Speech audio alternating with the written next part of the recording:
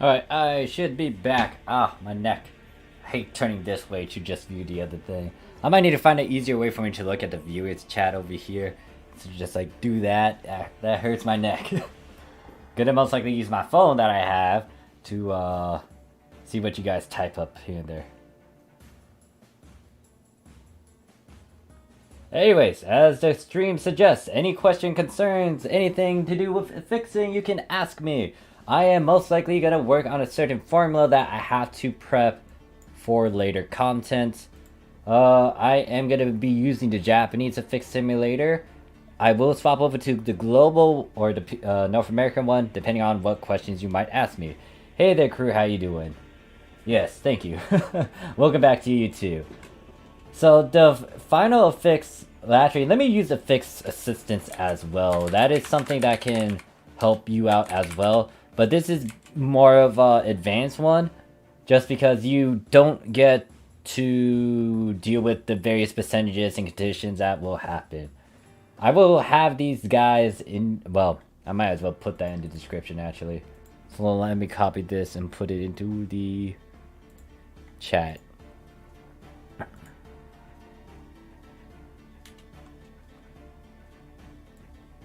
Actually, better yet, let me change the title of this.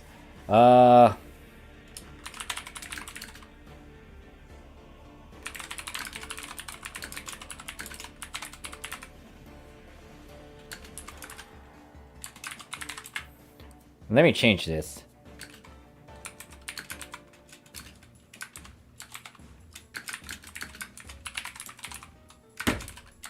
There goes my phone, slamming onto the ground.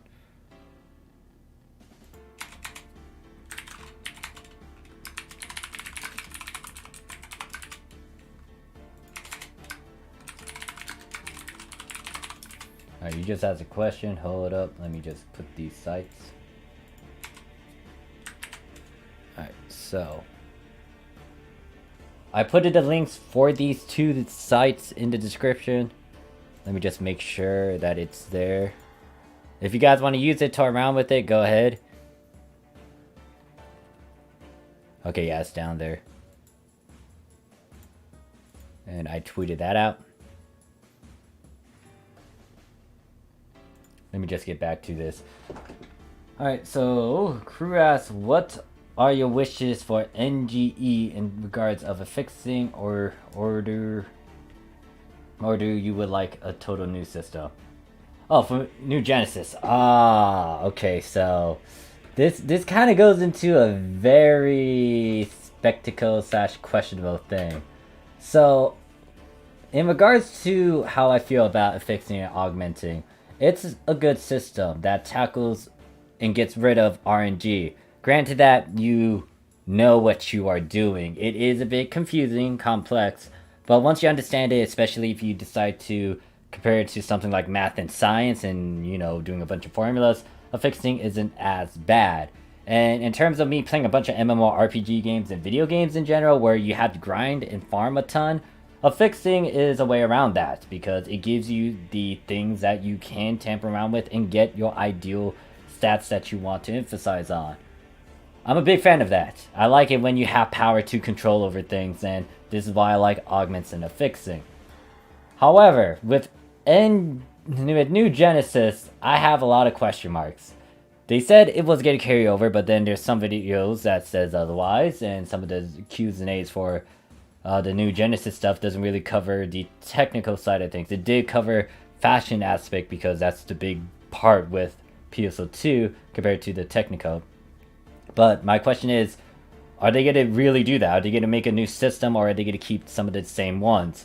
And I can't say if NG New Genesis is going to rewrite some stuff or make some new improvements. I know like a good chunk of my pals, they don't like affixing and augmenting and stuff. It's understandable, but at the same time, if I had to compare this to other systems of other MMORPG games and gacha games that I played, where I had to farm a crap ton to try to get the ideal stats I want, PSO2 pretty much allows you to get that, to get the certain affix augments you want.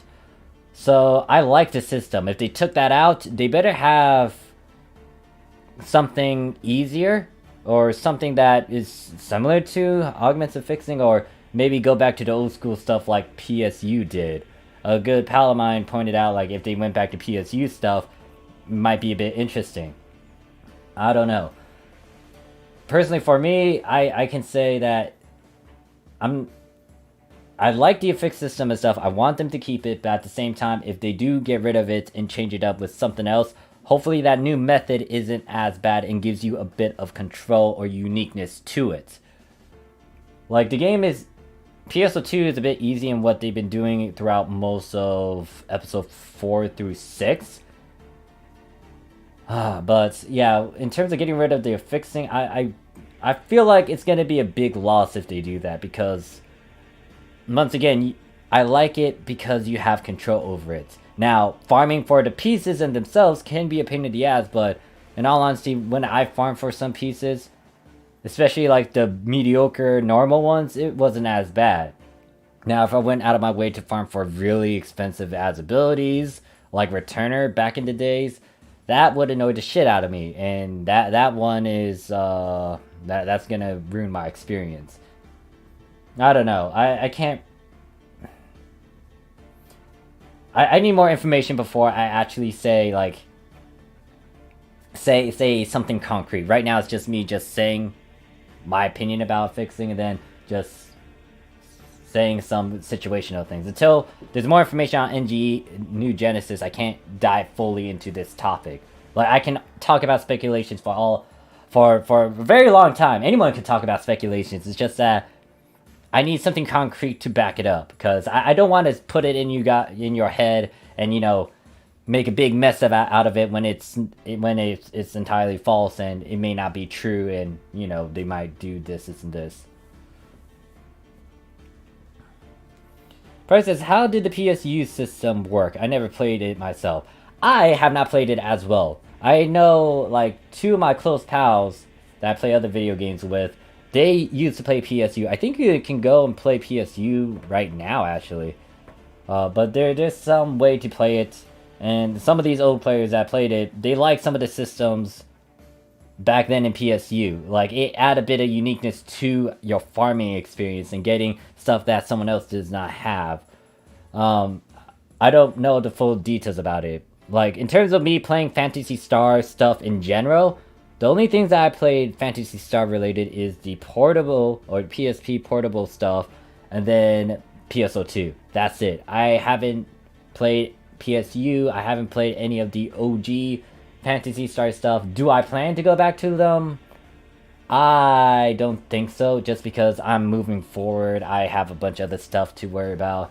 And honestly, it's not going to give me the same effect in terms of me playing it during the OG days. It's like playing RuneScape when it was at its peak, or playing RuneScape back then. There's a different experience from doing that back then and then now. Like, you can play RuneScape still, it's just that it's not the same compared to back then.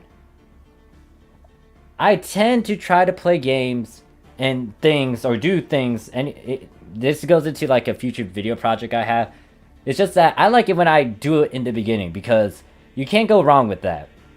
And you were there at the beginning. Now, you might not stay for a long time, but you were there at the beginning to see the changes and the evolution, and to be a part of the beginning of whatever thing you're going for. So if you were at the beginning for VTubers and how they got started up and stuff, that is different from what it is now. Like, now there's a bunch of VTubers popping left and right. Back then, it wasn't as saturated, or there's not as many VTubers. There's a shit ton of them now. There's so many of them where there's like different companies now. There's like a Western VTuber company now trying to compete with all this other stuff. So, like, if you were a big fan of anime, for example, in the past, it's different liking anime and talking about anime in the past compared to now. It's like a bit more of the norm. It's not like you are shunned for watching and drawing and doing a bunch of stuff with anime. And in terms of PSO2 specifically, I'm kind of in that... Wait, what the fuck was I talking about this? I went on a tangent, but yeah, pretty much... With me going into that topic, I need more information, because I can't really say stuff with 100% concrete behind it. Anyways, let us get back onto this. What was I doing? Oh yeah, making a new formula. So, if you're not familiar with Affixing Assistant, pretty much it allows you to finalize stuff and then break it down even further. It's like Affix Simulator, but you get boxes and an actual visual presentation of it. You do need to know some of your stuff though, because it does not break it down like Affix Simulator. If you are new to affixing, I would say go with Affix Simulator first before you toy around with this. So,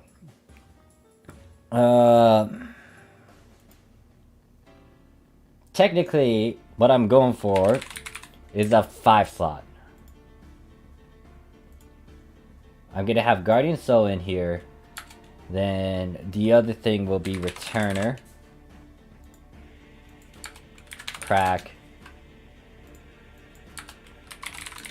Factor.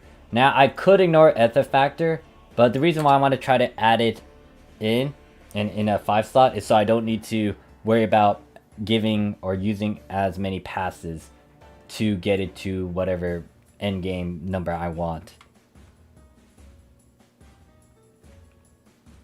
Absolute.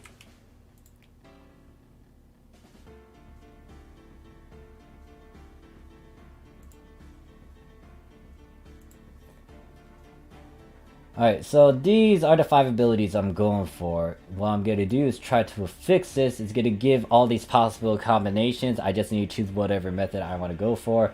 I'm not going for this one. This one is a pain in the butt to go for. Actually, no, hold up.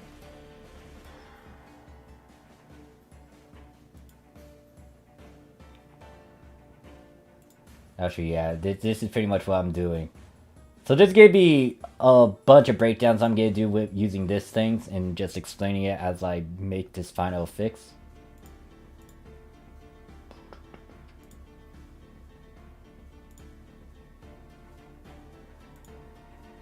Alright, so my goal is going to be in yellow. you can see that I'm trying to get Guardian Soul, Returner 5, Cracked 5, Ethifactor, and Absolute Glare. This automatically breaks it down for you, but once again, if you don't know your percentages and stuff, you would want to use Affix Simulator to go about it. Thank you, Panda. So, as you can see, most of these are at a 4 slot, and I will try to upslot it and do a 5 slot. So you can see there's a Glare Catalyst with Crack 4, Glare Catalyst with a Returner 4, a Photonic Glare with a Crack 4, Soul Infactor Receptor, Guardian Soul Glare, Returner 4, and a Crack 4, Returner 4, Glare Catalyst, and Ethifactor. The problem I have with this is that it's not, some of these things aren't in the right area where I can manipulate it easily. Let me see. So fodder 3 in itself is correct. Fodder 4, I will most likely have to be a bit more specific about it. This pretty much is the ideal 5 slot that I'm aiming for, but there's a lot more in the process to do this. Let me just have that off to the side.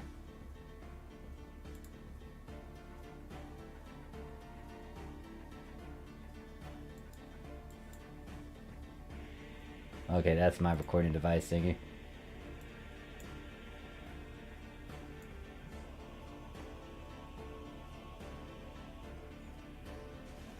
So it's right on the fodder 3 piece. I do have, I think on the Japanese PS2, I have a 5 slot that's Soul Receptor and Factor Receptor together.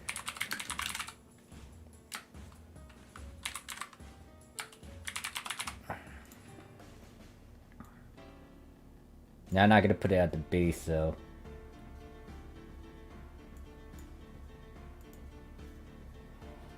And then Cruz says, do you need 5 slot protection when upsliding from 4 slot to 5 slot? Yes, because 4 slots only work for 4 slots and below. So if you go 3 slot to 4 slot protection can work. 5 slot and 6 slot, 7 slot, 8 slot can work as well, but don't use those higher ones unless you're going for that certain number.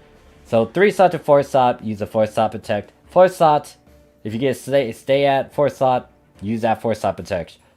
4 slot to 5 slot, you cannot use a 4 slot. Even though you're using fodder pieces at a 4 slot, your end game affix, or your finalized affix, is at a 5 slot. You need that 5 slot protect. And then anything of a higher grade.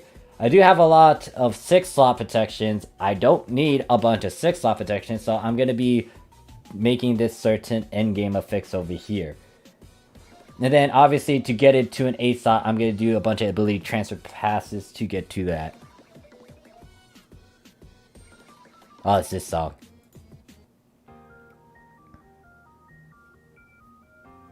Now, but we're going to move away from that song.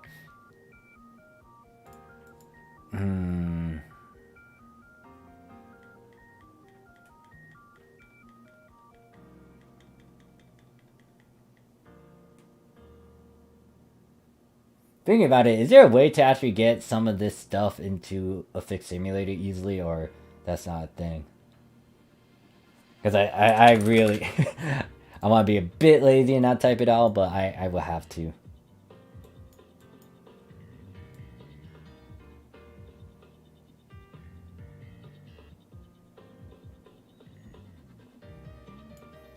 Guardian Soul has to be in that base. So pretty much the thing that I'm doing, it may be hard for global to replicate it because of the lack of receptors. I'm doing this because I'm playing on the Japanese PSO2, and I will most likely go about with this approach just because if I want all 5 of these abilities, technically I could take out Ethifactor and just work with like Guardian Soul, Returner 5, Crack 5, and Absolute Glare. But once again, I want to save more of my passes for later usage. So I'm going to make this into a 5 slot, which is why you see Ethifactor.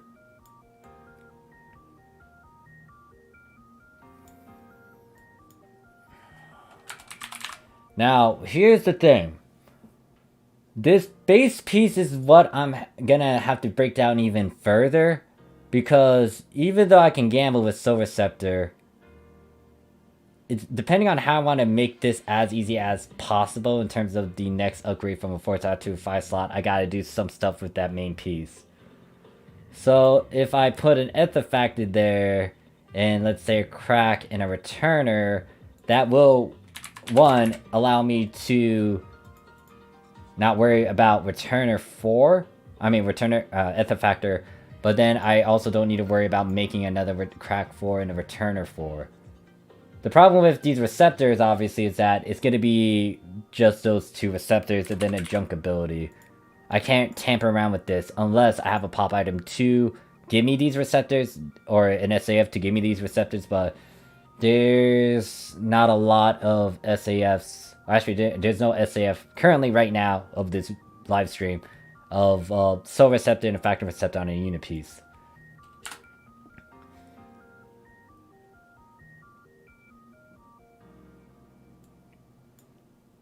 What I can then do now is just have these.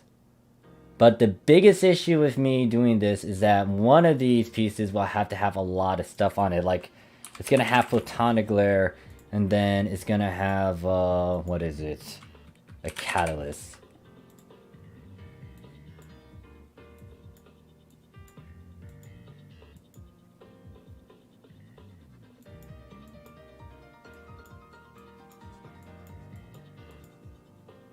Oops, I got ready to be. So what's the formula that I have here? I would rather organize it like this. And you can see pretty much it's the same thing that I have over here on the assistant. But instead of having whatever it decided to do automatically, I was a bit more specific. And you can see that it's completely different from what is shown over here.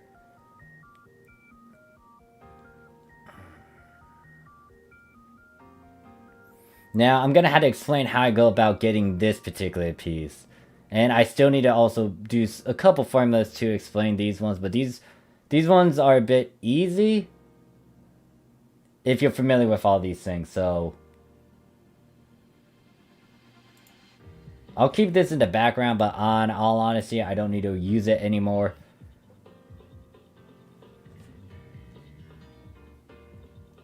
Kung says, this formula for weapon or unit? This is for a unit. This is for a 5 slot where I'm getting at least some of the abilities that I want, because there's no pop items. They might add a pop item for Absolute Glare later. Don't know when, but that is a possibility since they already have a pop item for Ethifactor, Mana Rev, and Astro Soul. The reason why I'm getting Ethifactor though without using the pop item is so I, one, can use that pop item for something else, and then secondly, so I don't use as many ability transfer passes.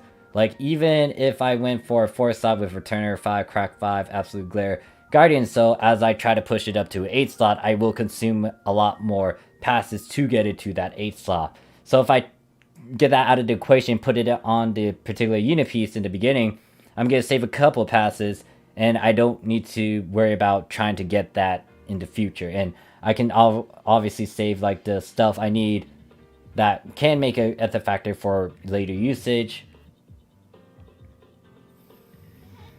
Panda says, so with limited augment transfer passes, would you recommend holding off on trying to go for Guardian Soul and stick with Mana Rev, Guardian Soul, etc.? So limited augment transfer passes.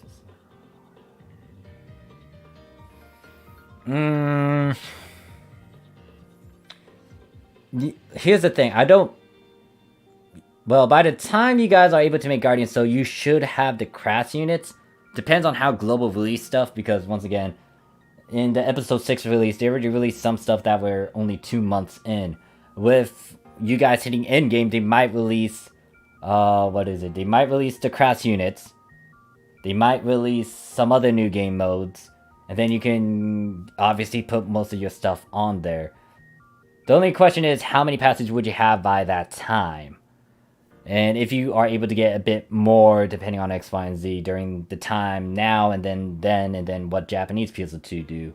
Because Japanese PSO2 might also have easier ways to get these ability transfer passes, which then might bleed over to global.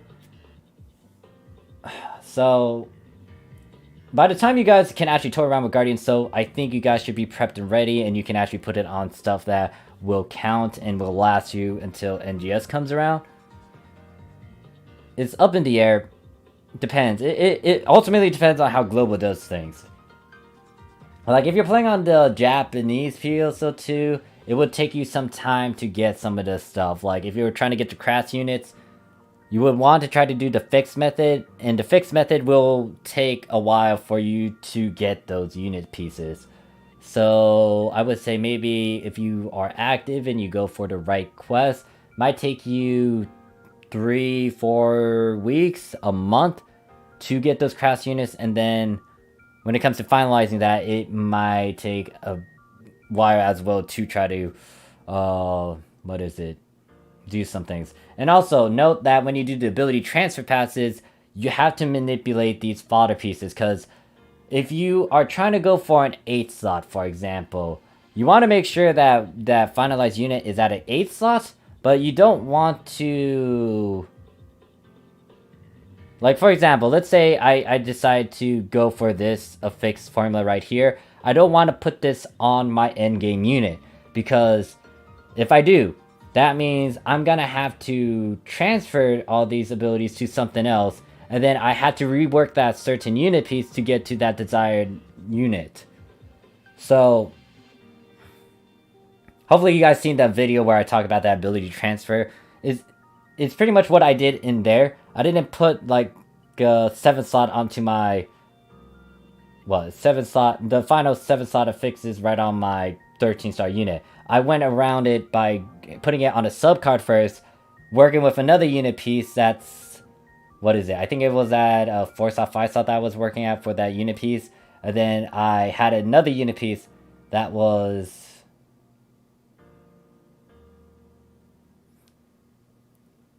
I think it was 4 slot, then I upgraded to 6 slot, then I slapped it onto a 7 slot. But the 7 slot was the finalized unit piece. I might need to actually explain that process too, Jesus. But yeah, it's a lot of manipulation. You really need to pay attention to how you go about it. And then ECU says, Morph, you remember my formula from earlier? Is there a way you can tell he how I could go about making it better?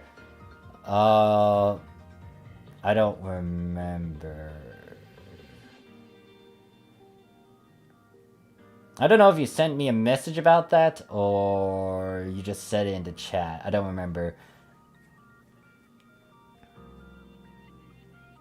Oh, you meant to ask for so. Alright, so if you guys do get the mission badge pass, for example, with Astral Soul, Artifactor, and Mana Rev, the question Panda's asking is if I should go for those 3 all-rounders. And I would say you want to skip it. Especially if you want to do the Guardian Soul affix, you would want to skip that certain formula.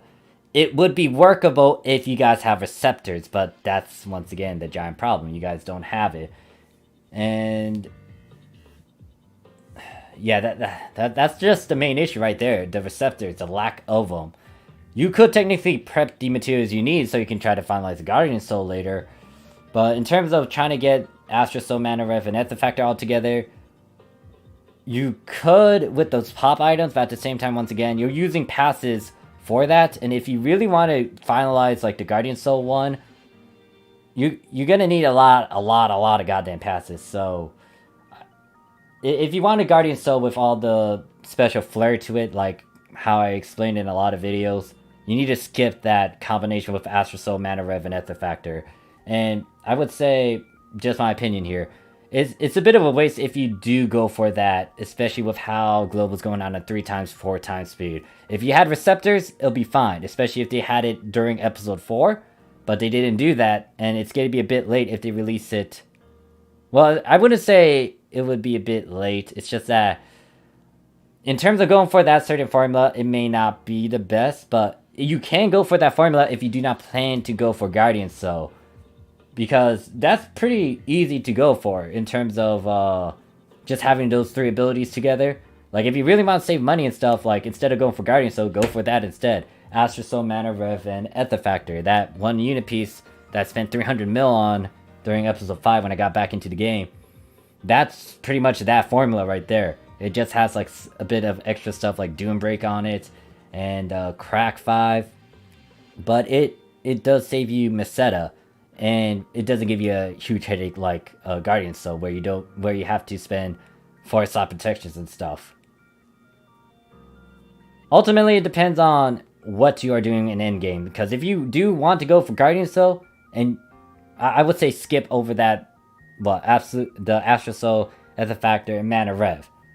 If you don't mind going for those 3 and just staying there and ignore Guardian Soul, then you could use your ability transfer passes and your mission badges to get those pop items, which then allows you to get that all-rounder as well. Just note that it's not going to emphasize heavily on a bunch of your stats. The Guardian Soul and all these other things, they do emphasize on all stats. So you get to get a good chunk of defense and attack, dex as well, HP, PP. The Astral Soul, Mana Rev, Ether Factor, they could do that, but the problem is it's not emphasizing as much. It's not like the big numbers, because Mana Rev doesn't really emphasize on the all stat stuff. It does emphasize on attack, HP, PP, but it does not emphasize on dex and the defense. But once again, this falls on if you have that certain budget, if you have the pieces, if you want to be free about it, you don't want to be stressed about it.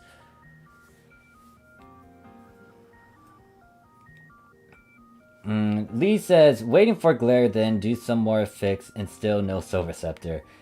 Yeah, that's the big thing. Like, I'm like, to go for Astral Soul at the fact of Mana Rev, it would be nice to do that during episode 5, beginning of episode 5, instead of doing it a bit later into episode 6, because that Guardian Soul might pique a lot of people's interest. And then Kuhn says, so the formula base item for 8 slot unit with Guardian Soul, right? If you're referring to how I'm going about it, you want the certain finalized piece to be at an 8 slot. If you are trying to finalize everything at an 8 slot. Actually, better yet, let me pull up my video. It's best if I demonstrate it, or just talk over whatever I already established.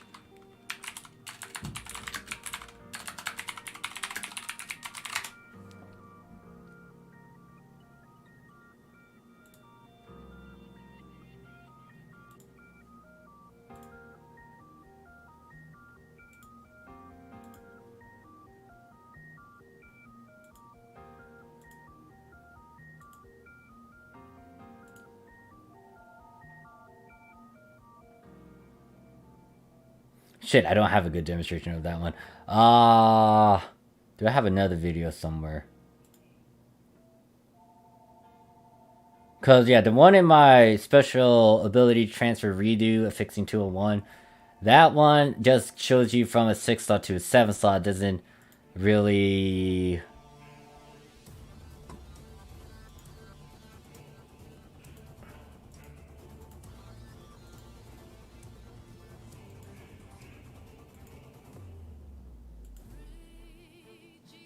Shit, alright, let me see if I got something else.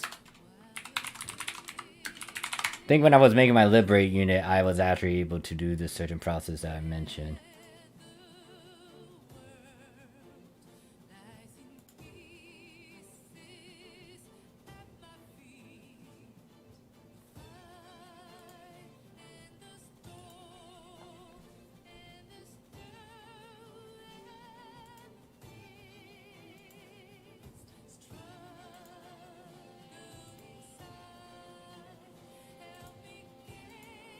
Actually, no, I think I know which one is actually the good demonstration for it.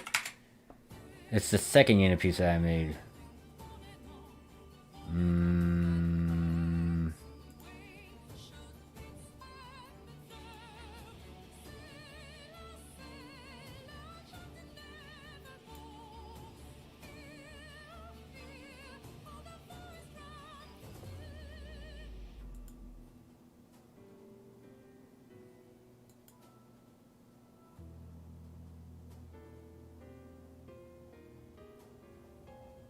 Shit, no. None of these demonstrate what I'm trying to get at. Fuck.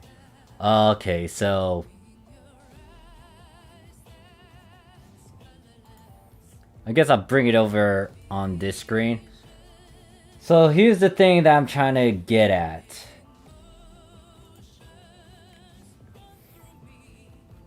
If you know what you are aiming for, then you will want to do this, this, and this. So, in this video demonstration, for example, I am trying to... Hopefully that does not confuse you guys if I have, like, did this video up. Let me actually look at what it looks like. So you see this is at a 4 slot. I want to work with this and finalize it at the 4 slot.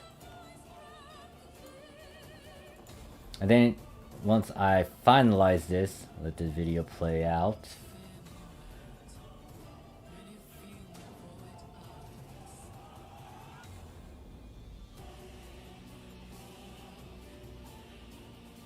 Actually no, I pushed it to a 5 slot, I guess. So now it's at a 5 slot. I think the final project is at a 7 slot or a 6 slot. I think it's a 7 slot. Or it might be a 6 slot. No, it might be at a 6 slot because of the piece that I have. Now, this is where I can say that if you were trying to put... Let's say you have this piece. And you want to put it on your liberate unit. The trick is when you put it on your liberate unit, depending on what your ideal number is, you want it to be already at that certain number. So, if I wanted to, I could have pushed this to a 7 slot instead and add a new ability to that, a particular pop item ability that might interest me, like a mark instead. Have that S-class ability, and then have all the abilities that I already made prior to this sort of action.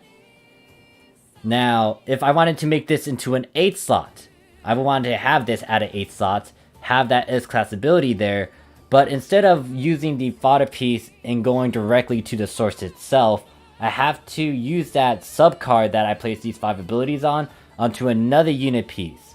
Depending on what that unit piece is, most likely I want to try to... What I need to do is have that certain other unit piece at a 6 slot. Because the only way you can skip and add 2 to a unit piece is if it has an S-class ability. Like, I can make this into... I can get a 5 slot into a 7 slot. But it depends on if the unit piece that I have already has an S-class... If the unit piece has an S-class ability, and if I make it into that.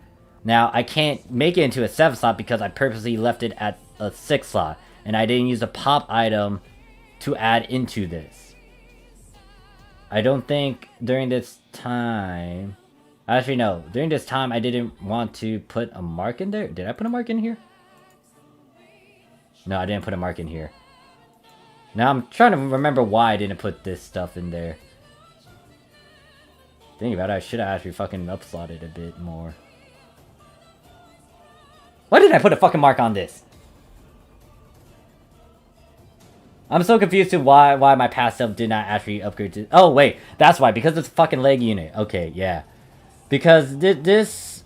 During the recording, I think crash units were about to come out. And I was like, yeah, no, I don't need to try to upgrade it. The problem, though, thinking about it now, I'm gonna have a hard time trying to get the 6 slot to an 8 slot.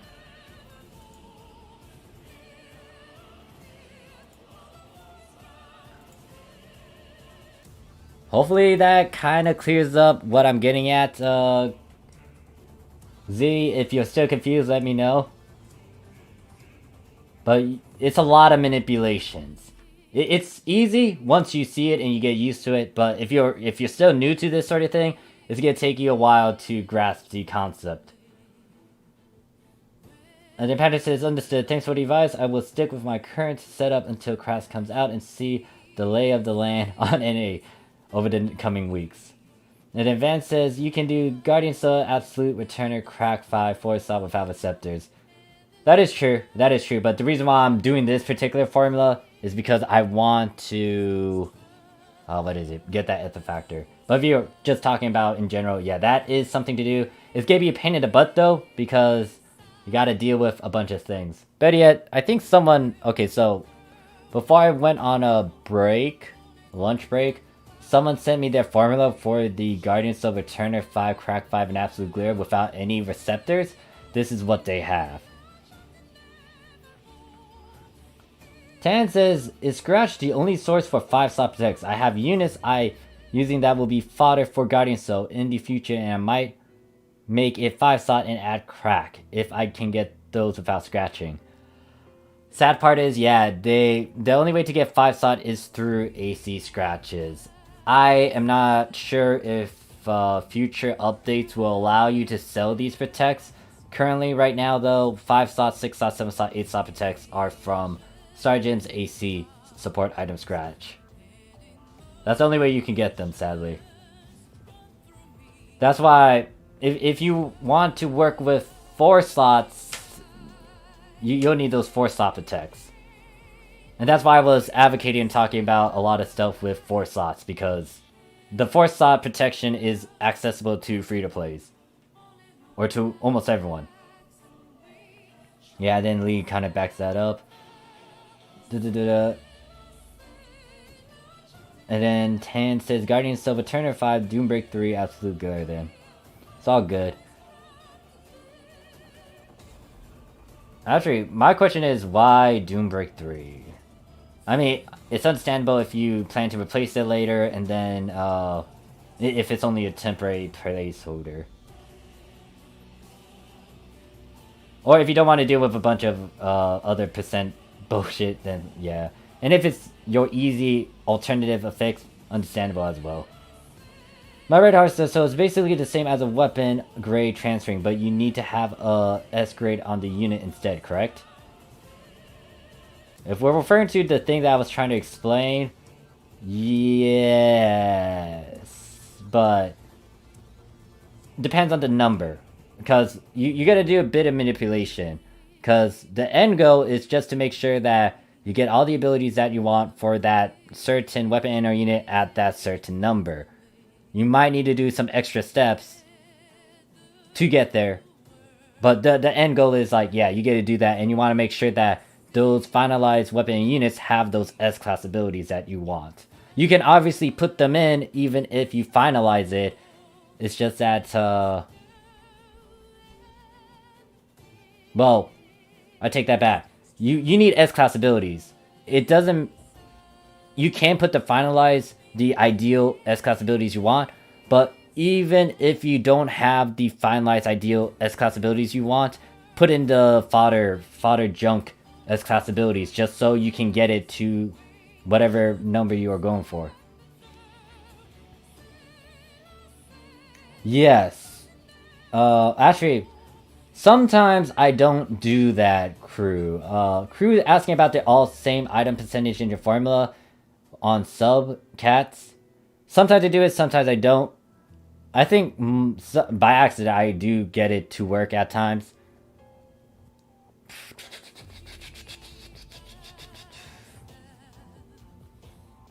You would definitely want to keep tabs on that for anyone who is watching it, because making sure that all the items you are using have the same name and the type and the rarity and stuff, it does give you a % boost. It's not emphasized as much, but that is a little snippet. And if you have like guidance trainer in the base fodder piece as well, that increase your chances even further. You got boost week even more, and then there's like the successibility boosters you guys can use even better. So that is something you would want to take notes on. Like, you want to pay attention to that. And the reason why I use subcards, if you've been paying attention to my fix videos, I've been using subcards. Now, if you're wondering how you get them, I'm not going to tell you guys directly on the method. It's just that I already released a video that kind of hints at how you can abuse that unit NPC shop. It's like an OG method that a lot of older fixers used back in the days, especially in Japanese PSO2. And then Droid says, I got a 6-slot protect from SG Scratch from frequency bonus. That's good. Yeah, in terms of the support items, it's up to you guys if you want to do it. Personally, I wouldn't do it as much unless there's something that I can get out of it. I've done a couple of those, but I use my free star gems for that. I tend to focus more on the cosmetic stuff because it is something that might catch your interest. For the episode 6 one, I don't know why I went for fucking Shiva in all honesty. I actually have a Shiva character. I don't know much about her. I know a lot of people were talking about her. I haven't even done the episode 6 story, but I made a Shiva character. So I guess I simped for Shiva for no reason. I'm just confused. Although I will have to admit that the outerwear for Shiva works well on Zillion in her Dark Knight outfit. So yeah. I didn't tease this, so technically if you have a 3-slot unit with Guardian Soul Crack and Absolute Glare, you can upslot 2 6-slot VI, say Ether Factor Mana Raven Grand, then slot to 8-slot to your final endgame unit. Yes, so, well, a bit wrong about the 3-slot to a 6-slot. You can't skip that far. It's only 1 or 2. So it's going to be 3-slot to a 5-slot. Let's say you have a sub-card that have those certain abilities. And let's say you got your Revelate units. You could technically put those 3 abilities, affix the stuff that you need to do to get to the 5 slots for that Liberate, and then move those 3 into that, pop a support item so you can rewrite one of those junk abilities, and then have an S-class ability on your Revelate unit. Then you made it into a 5-slot with those 3 abilities and with whatever pop item you use in the S-class ability. If, just to give you guys some image, let's say that the leg, you're working on a Revelate leg piece. And before you do the ability transfer process to move those 3 abilities, on that Revelate leg piece you have Skydance Boon. Actually, let me just have it over here. So you got Skydance Boon. Actually, no. Hold up. There's a better thing that can actually display this shit. And why is that on my screen? But yeah, this can actually display ability transfer. I forgot about that little snippet. No. What were the 3 abilities?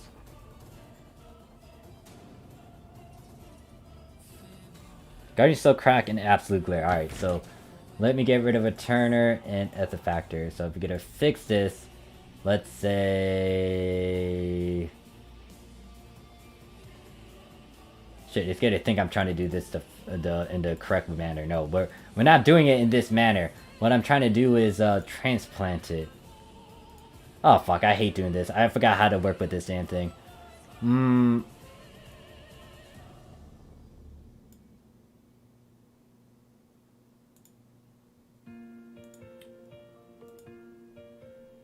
Oh wait, no. What I need to do, shit. No, I need something new. Okay, so I was a bit wrong. So let's say your certain Revelate leg piece has these things. Alright, so let's say this is what you're aiming for. We're not doing that. I'm just gonna put these things in so I can proceed forward. I don't care about this side. Let's ignore this because that's not what we're trying to do. We're trying to do a transplant. To do this transplant,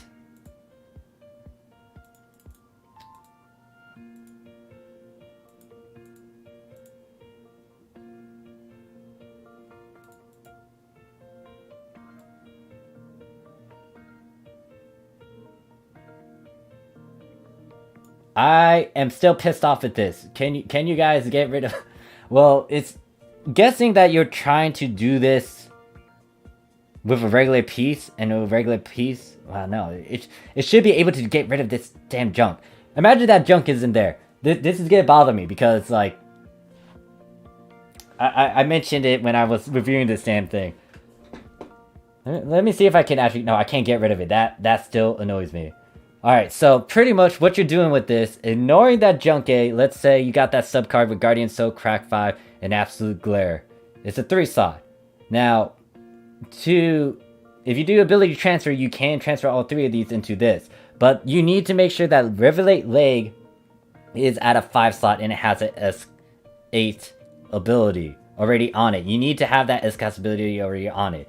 When you transfer this, It's gonna carry those 3 abilities. It's gonna keep the S8. You do have another slot though. It can stay as a junk, but what you want to do is overwrite that with a better ability, which is a support item. So for this demonstration, we put Mark Angra. So now you got a 5 slots. Here is where it's going to get costly in terms of passes. Because once you get this to a 5 slot and you use it on a Revelate, and then let's say give it a couple weeks, a month, and you finally got your crass units, you're going to have to get that crass unit to an 8 slot, but to get to a 5 slot to an 8 slot, there's going to be several steps you have to go through. But before I go any further, you guys understand what I'm getting at, right? Let me know in the comments or in the chat. And then AECU says, I sent you my units on Discord. I forgot to on my lunch break. If you have any ways of improving them, let me know. Might review them. And then Sen said, what's up, man? How's it going? My lunch break is almost over, so I decided to stop by for a bit. I'm doing alright. Just doing a bunch of fixing augment stuff, breakdown and all that.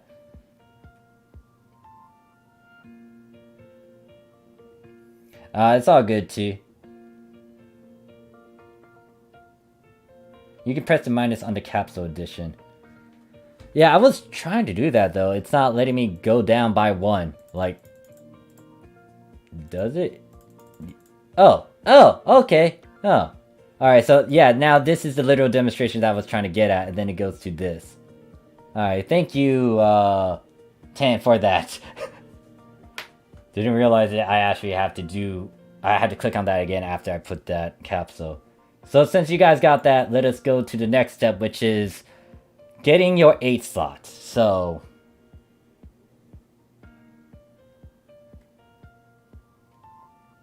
Alright, so you guys are talking about the subcards. Once again, I didn't bluntly explain to you guys how to get it. I indirectly told you by talking about some other thing. Alright, so for the 8 slot, this... What other abilities are there? All of these have to be pop items, so...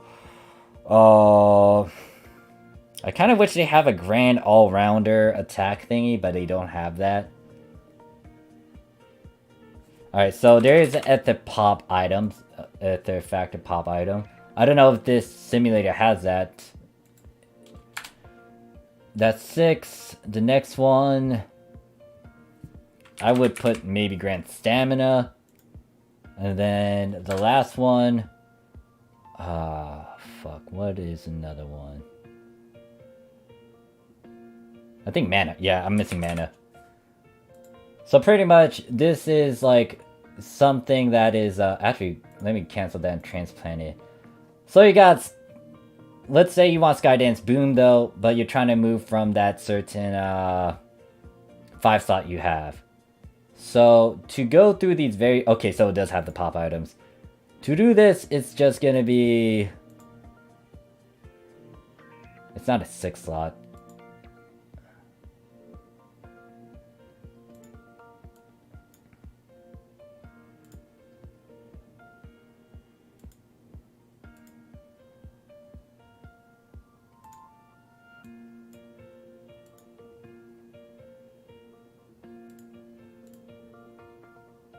Oh, wait. No, the Mark Arng is already there. Reset that. We need the Ether. I do need to fix this a bit more. And what is it? Yeah, I forgot to put that.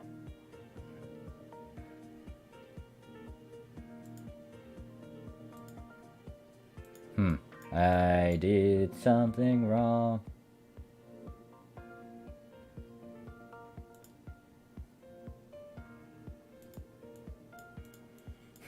I want to fix this.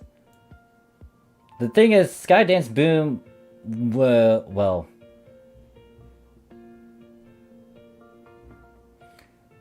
Let me refix this, so... Let's pretend Skydance Boom isn't on this, it's something else.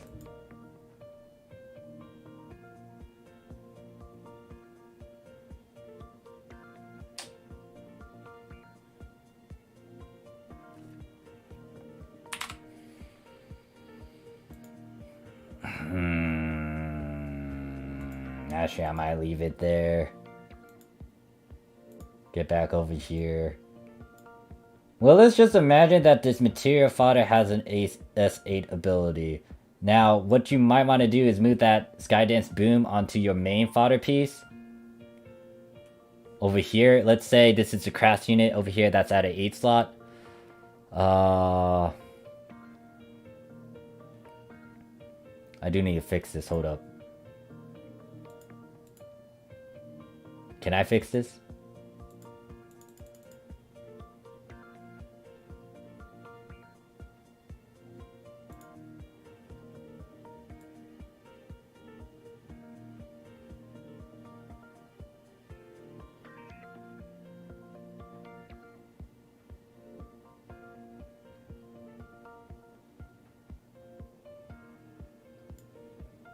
I'm staring at this, getting a slight headache.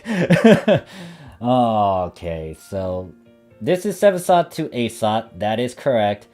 This is 7 slot to 8 slot. 6 slot to 8 slot. Let me fix this up. Because I think I had to do that. Take one of these out. So it's now 6. Then when it comes to this process...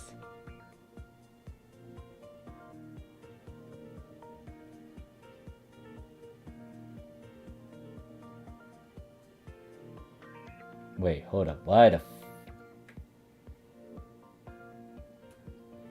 This is right. Then this... This is supposed to be 7, so...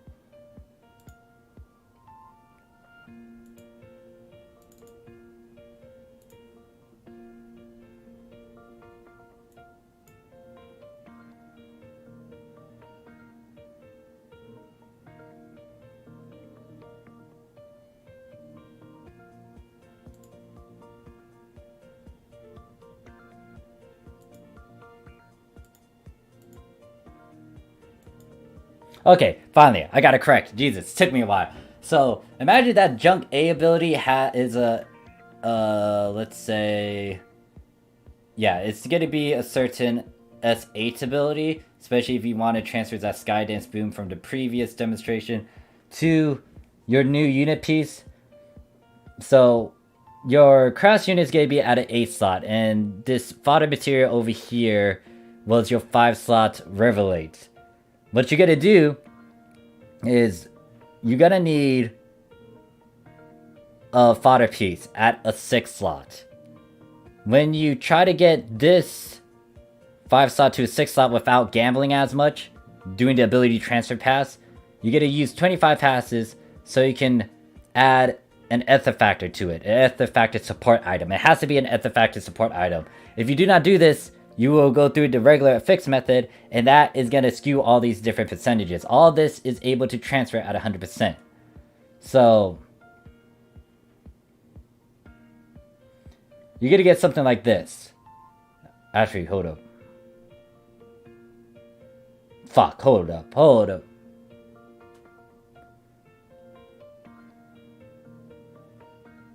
Yeah, there's a slight issue. If this is on your Revelate, if you're not using any other pieces that are a leg piece, this is going to be an issue, because you cannot transfer that certain S-Class ability as well. You need to have an S-Class ability that matches it. So, you will actually have to use a higher... You have to use a 13-star leg piece to do these transitions. Because if you don't, it's going to be hard for you to go from 5 slot to 6 slot easily. If you use a sub card, let's say a 1 star, and you have the Revelate piece, which is this thing, it's not going to transfer all these abilities, because one of them is an S8 ability that will cancel it out and you can't transfer it. So when you do this process, you have to consider that. It has to be the same S-Class ability. Now, if it was like Skydance Boom in the beginning, you want to swap that out and put a junk ability here. And you want to put your main ability over on that certain finalized piece. So getting back on topic, it's going to be a 13-star leg throughout these entire transitions. You had to get a random 13-star leg piece to be a 6 slot. Then after that, you will need a 7 slot leg piece at... 7 slot, 13 star unit piece at a 7 slot. Then the last one is going to be your crass leg piece. That's going to be at an 8 slot. It's going to have a bunch of junk abilities. You don't need anything important on them, especially if you're popping pop items. This is how you can easily upslot with the support items through ability transfer. The only issue is, look at the cost. 25, 50, and 100. That's 175 passes right there. This is why I say you want to stack it, especially if you want to try to safely get all these abilities. Because your end goal will give you something like this. Guardian Soul, Crack, Absolute Glare, Skydance Boom, Mark Angra, Ether Factor, Grand Stamina, and Mana Reverie.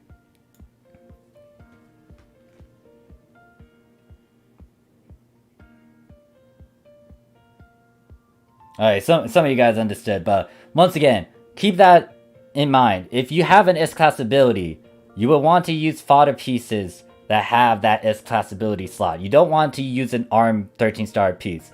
That has an S7, it does not work with an S8. Now, in a sense, you could still manipulate it. Actually, yeah, you could technically use any other 13-star unit piece as long as it has an S-Class.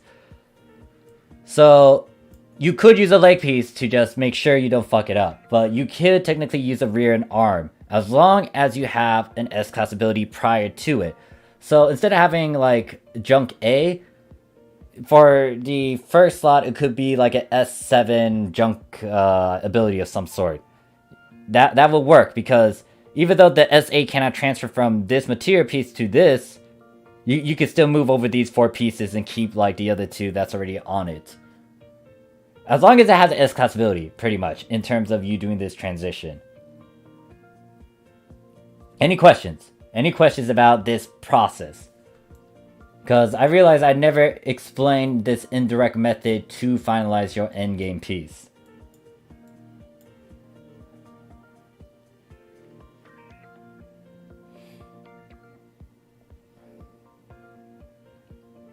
And then 13 asks, what you making? I was working on my own formula for Guardian Soul that I need to do in the future. But I'm answering some questions that people have about fixing or augmenting. This one is pretty much explaining the knowing part of trying to get to an 8 slot by doing a bunch of ability transfers and using support items.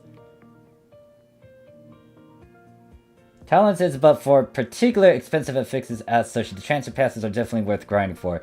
It is, because if you, even though it costs 175 right here, if this is on your endgame unit, that is a 13 star, and you didn't spend as much, then you're forever saving your money.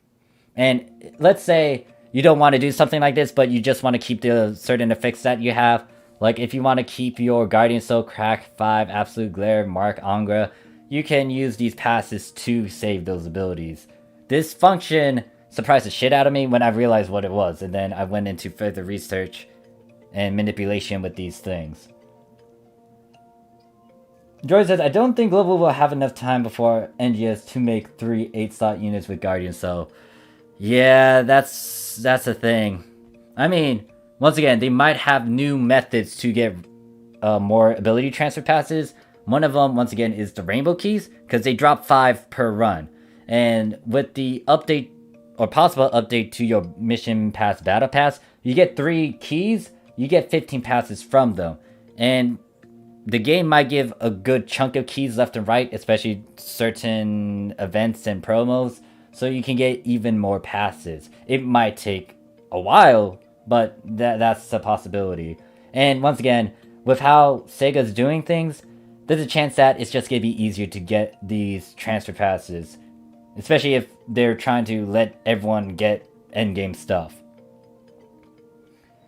The name of the song that's being played is Honkai Impact 3 OST. I don't know which one you're referring to. It should be the home one. Let me just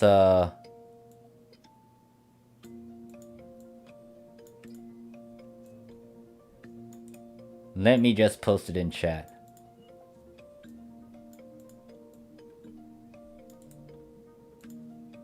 Alright, I'll post it into chat.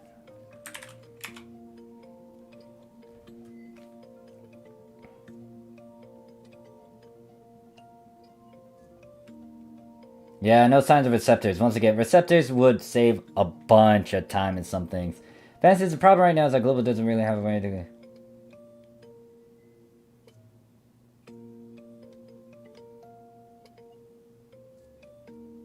Class cubes. Don't they have that in the fresh shop as well? I'm surprised if they don't have that in the fresh finds. It should be an option, because that's what our treasure shop does. But if not, then this is another thing about fucking global. Crew says when you want to do it 3 times for back, arms, leg, it is better stat-wise to get the back from 5 to 8, or just all of them from 5 to 6, then all from 6 to 7, and so on.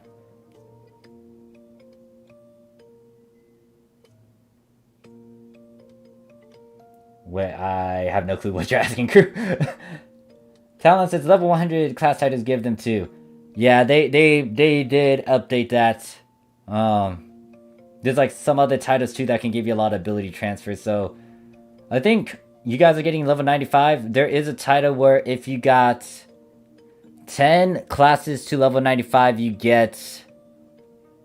Is it 20 or 40 ability transfer passes?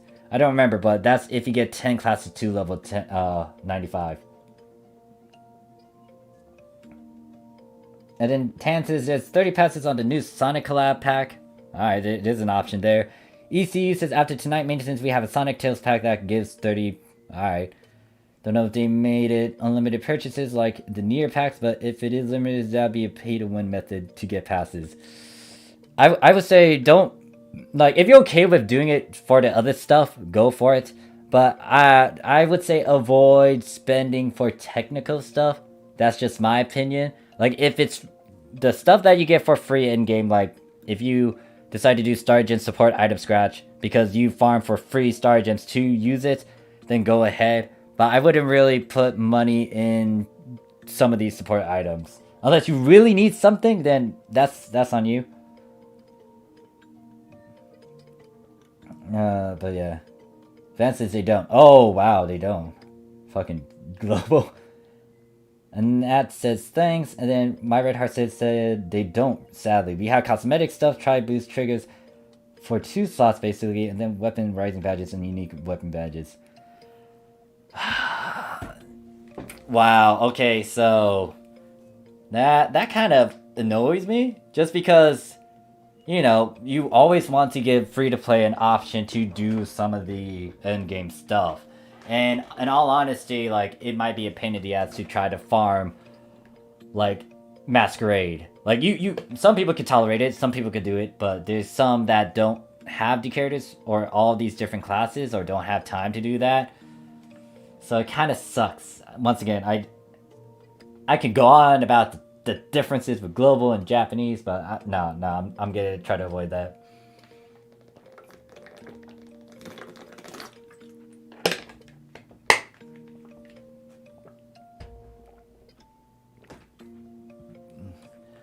Yeah, it is like the biggest issue, the passes. Like, yes, this is 100% guaranteed. Granted that you already made some of the stuff that you have and you have these support items. But in terms of resources and time and things you gotta do and notes, it does eat up a lot. So it's kind of worth it, and it's a pain. But like, it just ultimately falls on how you go about it. Like, you don't have to have these exact things. It'll be nice to, but you yourself had to figure out how to get there. Or if you need to do alternatives because you don't want to spend as much, then do that as well. I want you guys not to affix as... Well, I want you guys to be affix smart. I want you guys to be smart with your choices, because this is just technical things. It will most likely die out, especially when NGS might come around. And I want you guys to just use your Meseta in better ways, or just, you know, get fashion items, because despite the technical side of things and you going hardcore with the game, you will want to spoil your characters. You want to flesh them out. You want to be pretty. You want to be handsome. You may want to make a trap. Traps are expensive, just FYI. But yeah, you just want to toy around with your characters and just enjoy that fashion aspect. Because, in all honesty, the prices are just stupidly high, and if you're free to play, it is a huge struggle. You can do it, but it's a struggle because you can't cover everything if you're free to play, unless you really capitalize on the market. Because there's a lot of things people could capitalize on, which I already explained. The augments and affixes were one of them. People were showing me screenshots of prices during episode 4. Like, episode 4 to episode 5, during that boost week, people were selling, like, weapons and units and augments and stuff at stupid prices that were never a thing over in the Japanese PSO2. Like, a quartzo for a 4-slot, 5-slot was a fucking 4 to 5 mil? Like, come on, guys. Like, holy shit. I get it. The drop rates might be different. Global might have toyed around with some things. But I would not go out of my way to spend that much when I could try to farm for the piece myself, and like, I was surprised. And once again, if I was there, I would capitalize on all this like goodies and differences. And I already gave you guys a heads up and warning about that, but you know, some people didn't like it. Some people wanted to do certain things. Everything is situational. But at the very least, I helped those who wanted my advice and tip.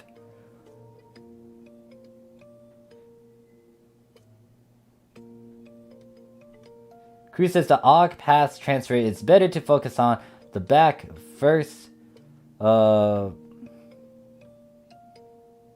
Is it better to focus on the back first 5 to 8 slot for 175 pass, or should I do arms, back, leg 4 from 5 to 6 slot for 75 passes, and after all, from 6 to 7 slot for 150 passes?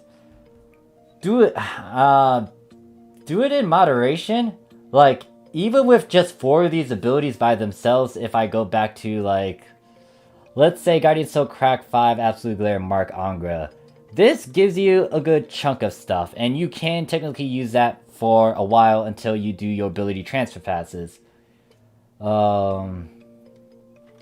Which one you want to finalize, that depends on certain factors. Like, what do you want to capitalize on? Like, if you have, like, the Skydance Boom, for example. Skydance Boom, it gives you a built-in shifter and D-band if you're up in the air for an X amount of seconds. It'll boost you because of that. So, maybe you would want to finalize your leg piece because of that Skydance Boom. For me, I didn't really capitalize on what unit piece to, well, I lie if I say that. I did capitalize on what unit piece to go for. Like, I did my arm piece because I got the arm crash unit. So I went and up-slotted using these ability transfer passes and finalize it. So it depends. It depends on what the unit piece is, if you really want to spoil it, and some other little snippets like the S-class ability. But once again, you don't need to try to rush everything. Just do it in moderation. Like, you could take your time and try to upgrade each one of these different pieces from a 4 slot to a 5 slot or 6 slot, and then 6 slot to 7 slot. But once again, it eats up a lot of passes. ECU says you can also spam stage 1 Masquerade for class cubes. That's what I tend to do. You get a good chunk of practice, especially if you're not familiar with the classes. That's how I got a bit better with Hunter. Hunter is in my main class though, which is why I haven't worked on it as much. When I plan to use Hunter, it's going to be either for leveling purposes, or if I have a certain character that can be very tanky with it. That's a huge work in progress though, since I need to get certain augments and affixes. Red Art says currently 6 slots are being used for cosmetic stuff, 2 are being used by triggers, persona, and then mother. Last slot is used by unique weapon badges. Recommended stuff is always outfit. I don't like that fresh shop. Aldo says, yeah, I farmed ports to sell. Yeah, in the past I was shocked at the price. Tan says, Arx Fever 1 mil for 1 slot lava line, and it's PS2 day that time. Jesus fucking Christ, people are lazy. I mean, capitalize on that if they are lazy. I know a good chunk of people asked me about the weapons. Like, when you guys were transitioning from 4 to 5, some people were talking about the Nemesis and Raven weapons to me, and I told them, like, hey guys, look, if you can get a shit ton of money from it, sell the damn thing. Because I bet you there's going to be an easy way to get them. I think someone did that, and they got a shit ton of money off of it, like 40 mil. Before it starts to be localized, and there was that shop, the Rising Weapon Shop, where you can trade in the badges to get them. Like, they sold it before it went down.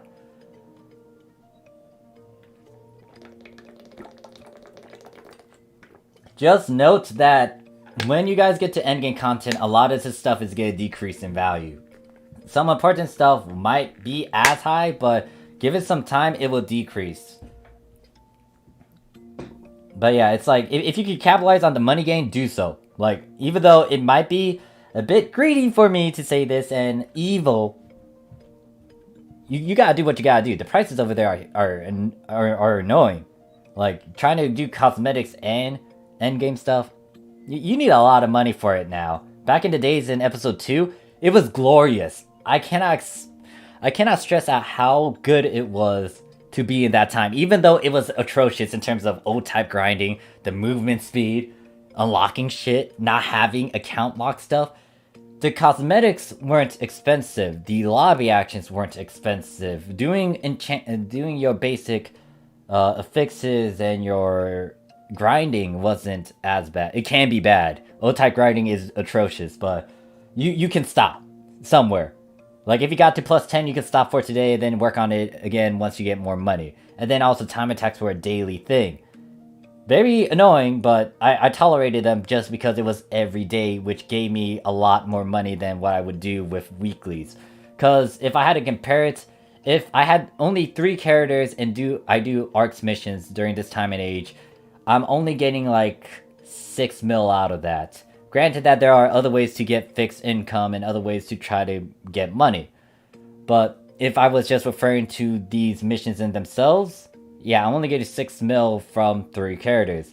Back then, on episode 1 and 2 era, if you did your time attacks every day on all 3 of these characters, each one of these characters gets 600,000, 1,800,000. I'll round that up to 2 million for the sake of doing quick math. So, in one day, 3 of these characters can get 2 mil. Do 2 mil times 7, that's 14 mil. I can buy a lot with 14 mil. And now, this is where I kind of regret my past self for not buying some of the cheap-ass stuff. I was hoarding money. I was like Mr. Krabs for some magical reason, where it's like, oh yeah, I got 50 mil, and I'm not gonna spend 50 mil on all these cheap-ass, like, cosmetic stuff. And what's worse is that some of the stuff that was cheap is now stupidly expensive. So, it was good. It was good during episode 2 time. I mean, you guys could have done the same global-wise, but it just depends on your knowledge with, like, certain things. If you know how to farm stuff in terms of augments and affixes, you could farm for those, use those augments and affixes in your basic weapons and units, and then until the endgame content or better stuff comes out, then you change it up. Like, during episode 1 through 4, I would have farmed almost all of my augments and affixes and just stick with those until episode 5 comes around. And then that's when I want to farm a couple more things. And then I would, try to finalize everything on episode 6. Granted that I would still farm certain things like materials for Astrosoul, materials for Ethifactor, and then Mana Rev, and then lastly Absolute Glare. Yeah, time attacks. I got PTSD from that, but episode 1 and episode 2 time attacks, I tolerated just because of that math. It was every day per character. Some mad lads had fucking 20 characters. So if you want to do some quick math with this, do 20 times... Oh shit, hold up. Now I had to do some more math. Fuck. Let me use a calculator for this.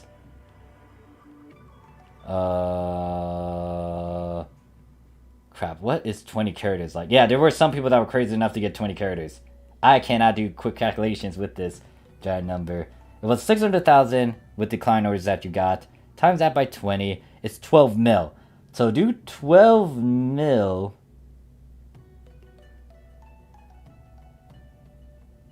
Wait, let me make sure I did that right. 600,000 times 20, 12 mil. Do 12 mil times 7. That's 84 mil. Yeah, some people actually got that, and there were some items that were stupidly expensive. I think some very, very OG beta alpha stuff was like in the 100 mils at the time. But yeah, some people got 84 mil back in the days. It was, wow.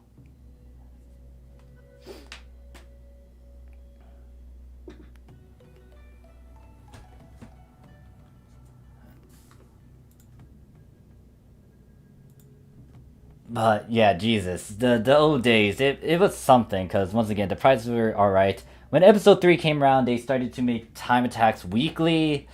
The prices started to increase a bit. I got a bit tilted by that. Stuff wasn't as cheap. And then there on out, you guys know the rest of it.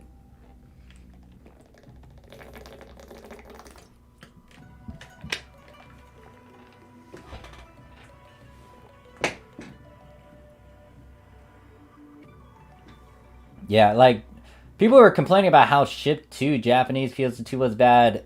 Global's just on a larger scale.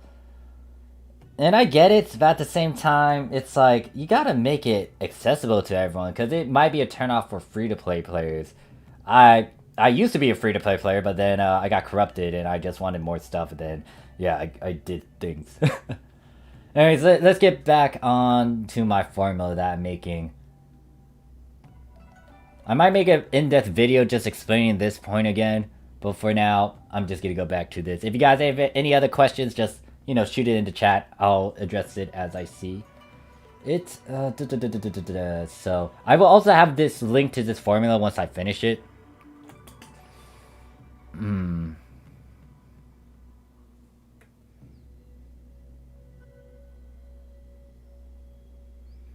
So all these other pieces are fine, but I need to explain how I make this motherfucker here. And that's the thing that I do need to address over... Well, when I go back on my account and stuff. This is actually a piece of I really hate this damn thing. I do not want to deal with this.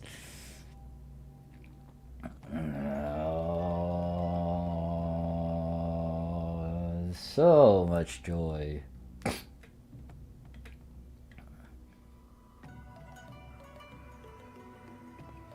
In all honesty, thinking about it, this thing right here is going to be a pain in my butt to try to work with regardless. I might want to try to put a crack 4 or returner 4 on this piece. Alright, so the one piece I had to explain is its Guardian Soul at the factor crack 4 and returner 4. Jesus, I hate this damn thing.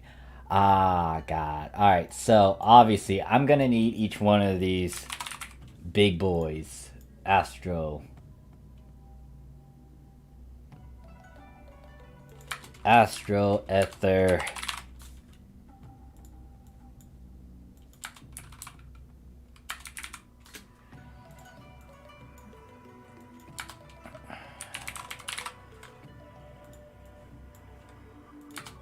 alright, so 6 slot pieces. What I need to do? I do need a ether factor. Now, I could ignore the soul factor for sure. I'm not 100% sure if they will have... Actually, no, that's not a factor receptor. I need a receptor.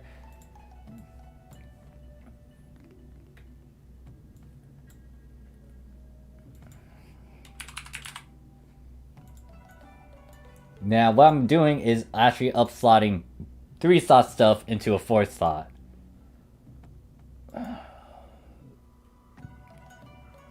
One of these might have to have... Now, with this certain method, I don't need to try to get a grade 4 right off the bat. I could work with these grade 3s. So, it'll be easier for me to combine these things together. The part that I'm going to be annoyed with is trying to shove these grade 3s in all these other things over here. So, I might need to have... I'm going to need to have 3 of these somewhere, then I'm going to have 3 returners somewhere. With the pop items, it might be easy for me to actually get some of these. like which is it? Trying to go for Artifact Mana Rev, that might be a bit easier. I just need to make sure that I know the process of making these things.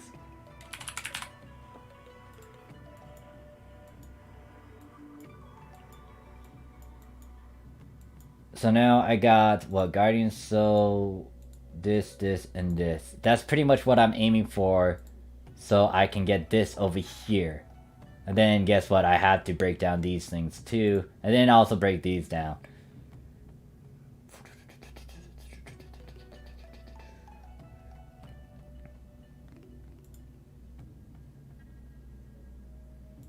Oh yeah, it wasn't that bad to actually go about this. Now, once again, this is gonna be the headache part. Yeah, that percent is even atrocious too. Always try to do it on boost week. I am just gonna do whatever when it comes to me trying to finalize some stuff. And then Red Heart says beta during PS2 was amazing with prices. Honestly, 100, 200k for baseware and the good emotes that were. Yeah, wait, Red Heart, were you there during the? I'm guessing you were there during the beta for Japanese PSO2. And then Nino says, I bought Arcs people at 200k during PSO2 day and then sold them this Affix week for 1 mil each. Yeah, capitalize on that because eventually those prices are gonna die for Arcs Fever. Still a good ability to farm for and use, but I stopped using it once. What was it? Once episode 6 came around.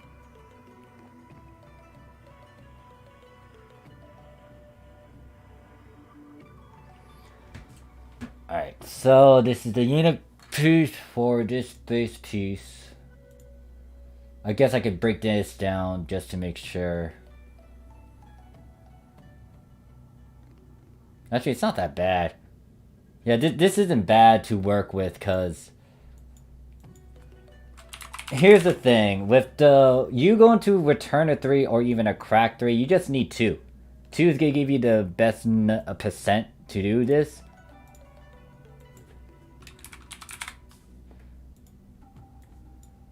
So you got something like this. All you need to do now is just make sure it's at the slot number that you need it at. If you've been farming the extreme quests, that kind of covers that. Well, technically I could just do the other shortcut too, just fill these things in. So yeah, you got returner here, and then just use a...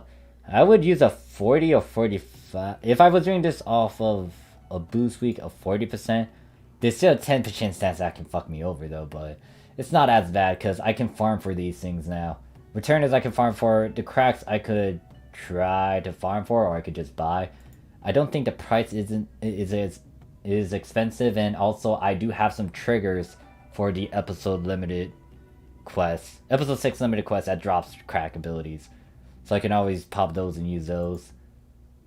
So yeah, I got this thing which covers this. This comes naturally, so don't need to worry about that. I just buy it as it is. These things are a different story. Well, this one's the easiest one. And along with this one. Actually, I would put that... Hold up. I would rather do this. The reason why is because I have pop items to get Mana Rev and Artifact easily. And I'd rather have, like, Returner on the things that are easy for me to try to get to 100. Okay. Oh yeah, I guess that was a thing. I heard that the beta for Global PSO2 kind of reenacted a good chunk of... I think it was most likely like episode 2 or 3. And then again, it wasn't as many people too, since it's in its beta stages. Like, you could easily capitalize on the stuff that had happened back then. Kind of wish that I did not. I still regret not capitalizing on this stuff that I could have done on the Japanese PSO2.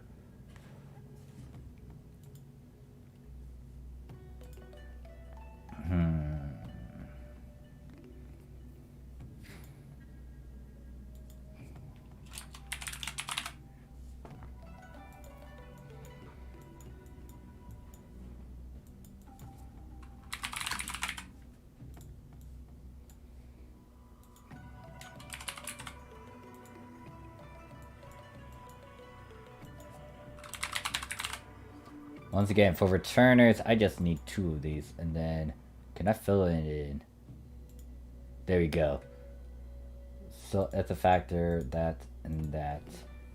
Use a 40, get that to, hopefully that succeeds. And then that pretty much covers the ether factor part. And then the same can be done with the mana rev, it's just like this. And then, no, wrong one.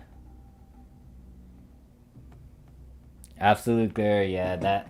Alright, so pretty much that's all I need to work on with this particular formulas here. This pretty much covers the gist with like the grade 3s that I have here with the main abilities I need. And then what I'm going to do is finalize it all. And then get a Guardian Soul, Returner 4, Crack 4, and an Ether Factor. Then I go to this formula here, where I have that particular piece here, but now I had to get another Soul Factor Receptor. Then this is where it gives me a slight headache. So let's go with this instead. And this is why I'm actually gambling and using a good chunk of 4 slots, because each one of these are a pain in the butt to try to go for. Especially the Returner one. And the Crack 4. Just the grade 4s, because grade 4s, they're just at a slight disadvantage. Unless you do it on an Affix boost week. Let me see. What was the percent to go for grade 4? 30%. So if there was like a 10% that's 40, 40% use that's 80, still 20% chance of failing. So problem is I'm gonna have to manipulate some like this isn't new to me, it's just that it's a pain. So Angie, Vlog, Ford, and Exacore. To try to even go for a Returner 3, I'm going to have to manipulate something in this formula. Or just Exacore to have it. Exacore with Returner 3. And then we put junk abilities on here.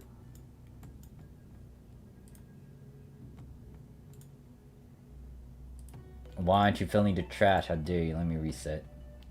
Or refresh. Then we got this, we got a Glare Catalyst with a Returner 4, and you can see that the percent isn't at its highest. Use a 40%, it's a 50, it's 70 chance. If this fails, then that means I had to remake all these certain pieces. Oh, do I want to use a Force Soft Protect when doing that? I don't know. I know when it comes to making...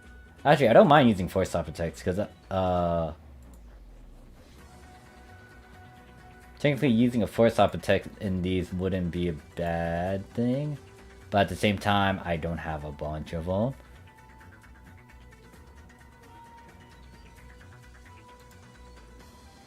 So pretty much this formula is used for this thing, this thing, this thing, and then I had to work with this one. Now this fodder 3-piece... Oh, I'm gonna hate this one. So it's pretty much like this, but the biggest issue is getting a photonic glare in this mess. Actually, even though I say it's annoying, it's not that bad. Because what I could do... Put a photon... Oh well, nope. I thought a photonic glare would not do that. No, it does that shit. Fuck. So technically I had to do something like this, and I'm not a big fan of that.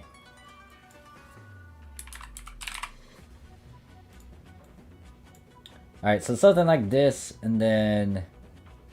Photonic glare, that, and then a junk. And then that gives me that certain piece I need over here. And then I'm pretty much done with this, breakdown for this formula. Just that having photonic glare in this damn thing is where are you?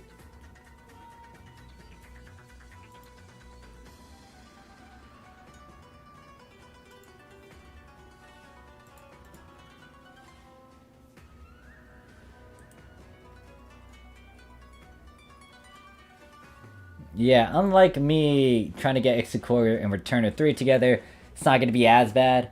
But when it comes to Photonic Glare, it's going to be an ish way.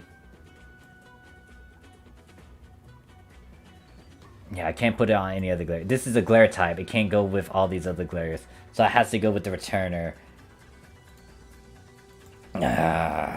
So pretty much to make this piece...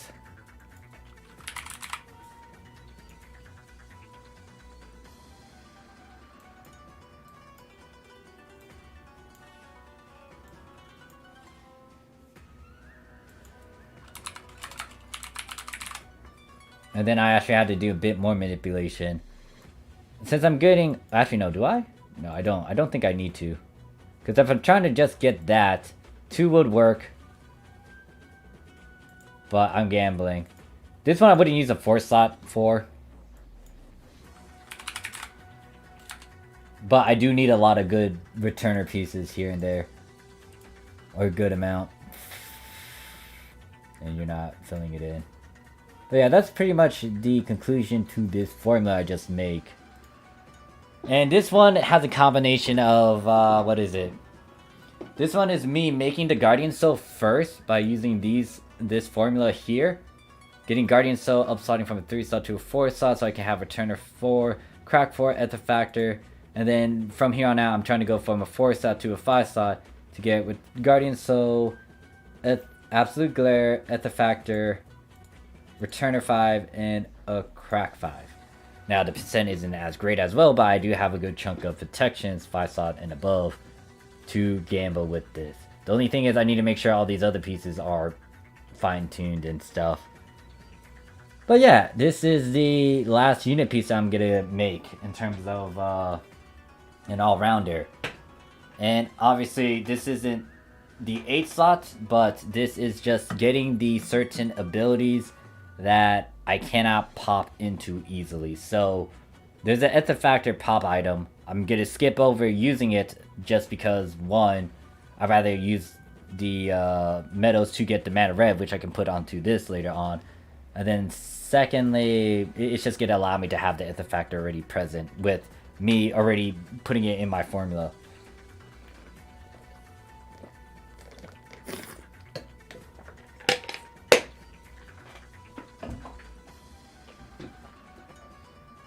Oh god, that took me a while.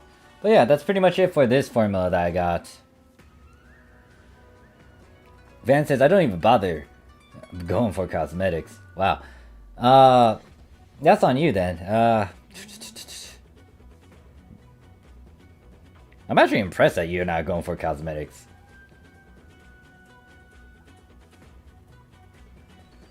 Z says, what is someone crazy enough to make and sell this formula in shop? Are you gonna buy it? No. Because, even though I want to support people and stuff, I don't have a bunch of money. And I personally want to support my own characters, especially if I'm gonna do future content and, you know, have pretty waifus and stuff. I'm gonna support my girls and a couple of my dudes. I am not gonna spend a good chunk of my Meseta on someone when I can personally affix it and farm for it. Like, I think a good chunk of people use the formulas already put out for Guardians, so... They're pretty much budget friendly if you know what you're doing, or if people are lazy to go about making the formula themselves. And that's pretty much the template on how to go about making Guardians, so with X ability.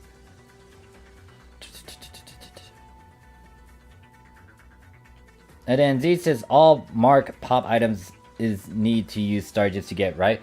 Yeah, the Mark pop items you need to use Star Gems for. I don't know if they released one over there in Global already, but you do need to have Star Gems ready for those support items. Alright, so anyone need a budget formula? I can work on the budget formula for you guys on stream, if you want me to. Because right now I just finished up the formula I need to make. I know what to do now when I get back in game and clear out my storage, because like it's atrocious to stare at all these pieces that eat up my space.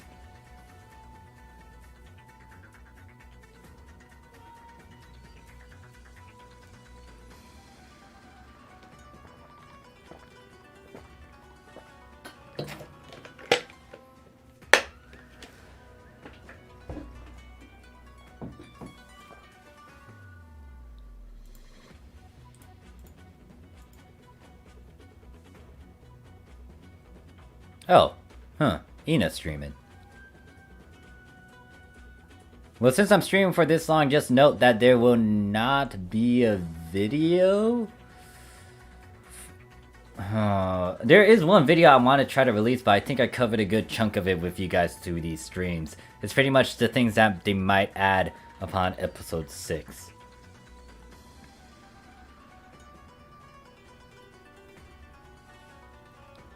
Gara made a video? Huh, interesting.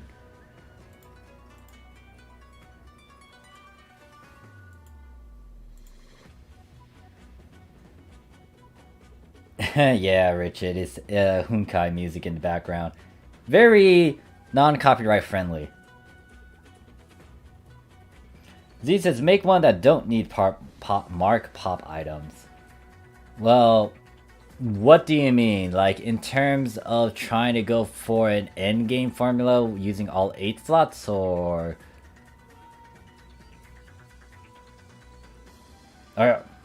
Or are you referring to just being budget friendly in general? I need a bit more if... Alright, so someone suggests episode 6 stuff. Let me... How am I gonna save this?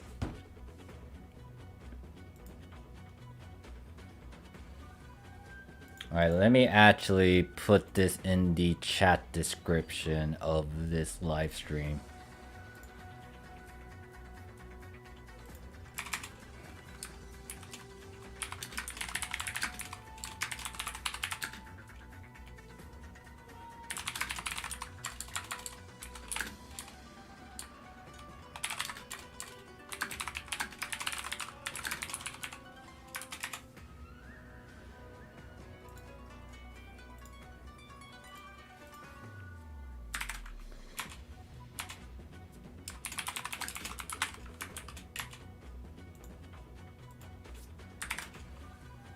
Alright, so if you guys want to see this particular formula, I did put it in the description. Let me make sure it actually pops up when I stare at this.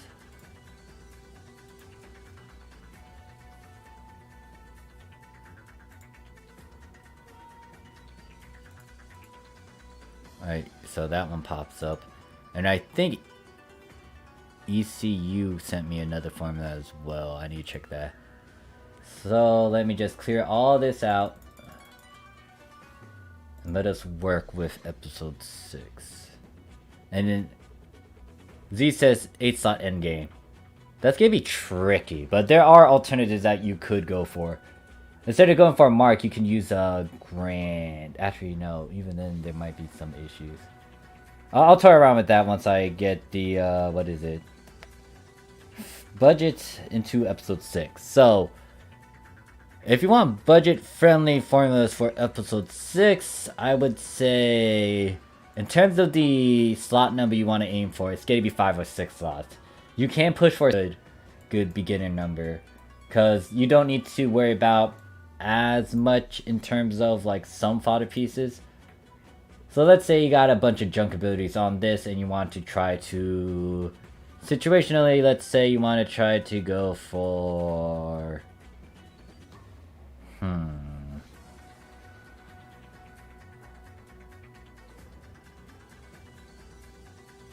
S attack would work. Let's imagine we want more melee power. Especially if you're doing... Actually, no.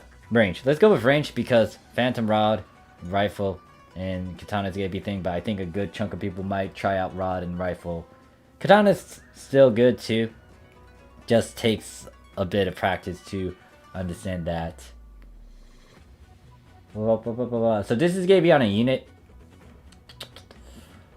So the glare is not... The certain glare that you would want to slap on may not be out yet. Give it a couple weeks into episode 6. You will eventually get the Metra glare. Metra gives you plus 30 in S attack, R attack, plus 20 in SRT defense, plus 20 HP, plus 2 PP. So you would want to have this. Now, do you want 1 or 2? I would say if you get 2, that increases your chances. And then in terms of some other abilities, I would...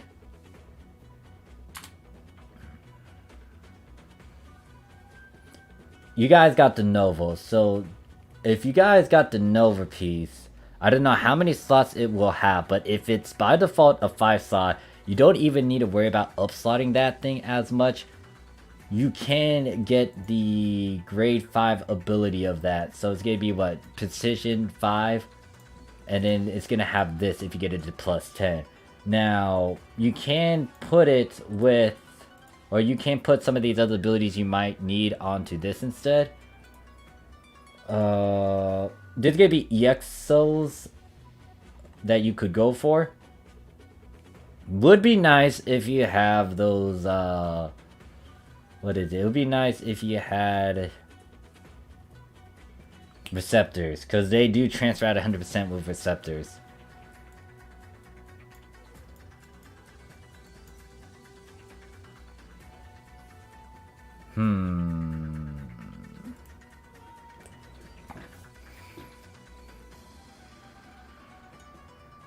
You can use a pop ability, but I would avoid using... If we're talking about budget friendly, and if you're new to the game, I wouldn't go for something like a Grand or... what's the higher... What's the one below that? Let's fill this with trash for now so I remember which one you might want to go for.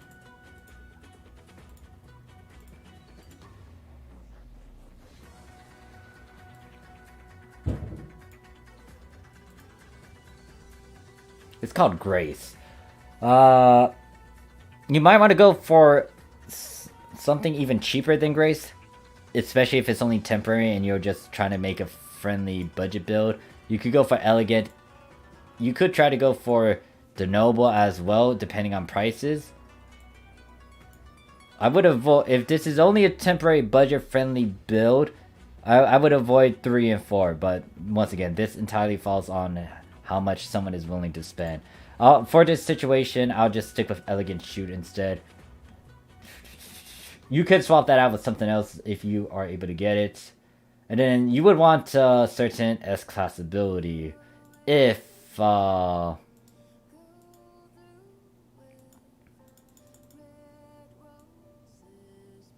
the fuck does it say placeholder? What am I playing with?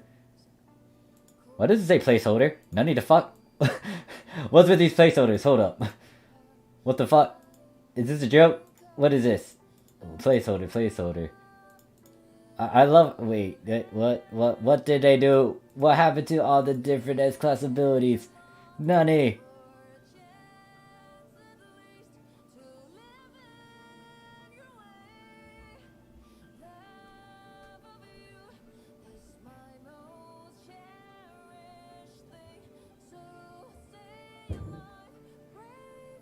I'm utterly lost to what happened to these S-Class abilities. I am on the Japanese simulator. What the fuck happened to them? Anyways, depending on what your 13-star unit is... Actually, no, that's another good question. What's the damn unit? If it's Officia, then you could do this, but... yeah, that's a good question. What's their base unit piece? Because if it's a 13-star, then you would want to try to slap on a certain S-Class ability. If it's a 12-star, then you might want to do what I'm displaying a bit. I will most likely use a Reverie. I really don't want to mention Reveries.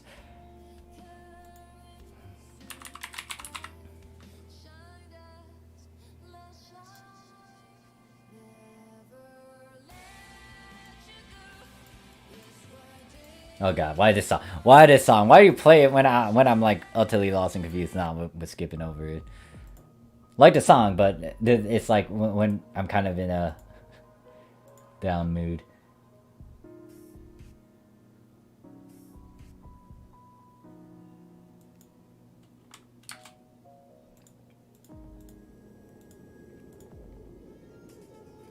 Yeah, I should have asked that. Should have asked that question. But this should be a tad friendly. It could... Let's see what it gives for now. And I use...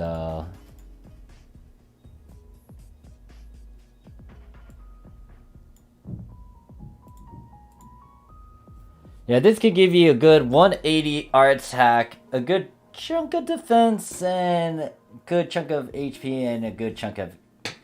Is that a good chunk of HP? No, it's like... Well, it's okay. But the PP is something.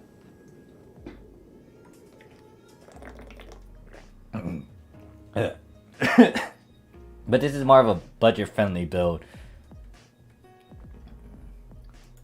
But the reason why this is a blue icon at SAF is because upon episodes...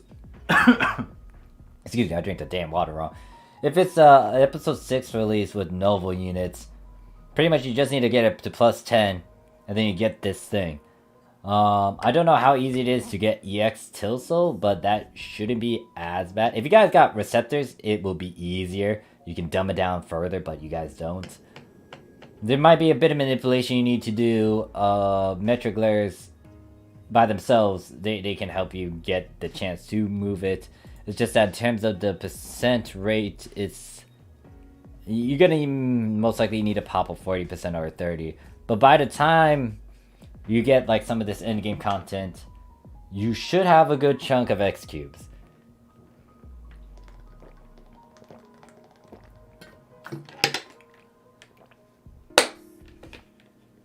Now, why did I go for Metro instead of the other ones?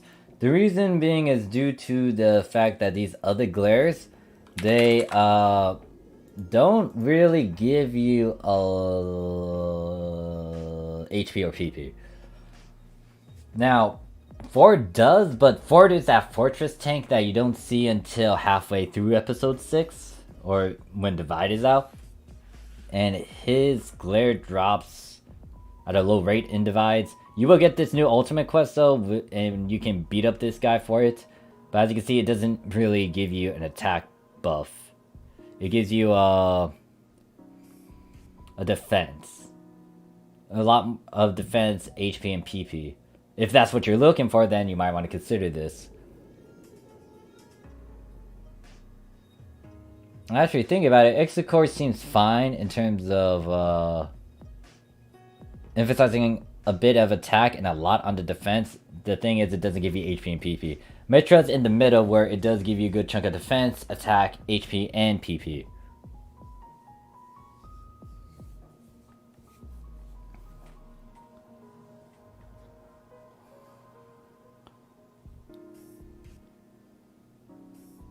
But yeah, that's pretty much a somewhat budget build.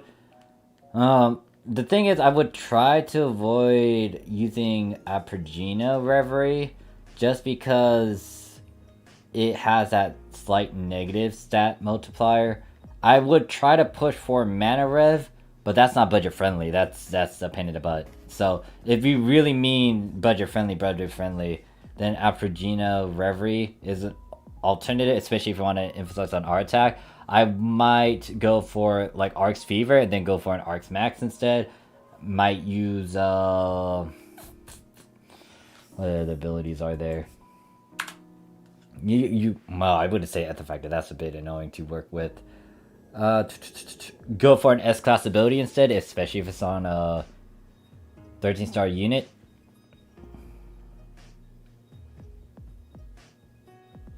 Count says Grace Grade 3 will most likely become cheaper in global since the next scratch coming out tomorrow also has them.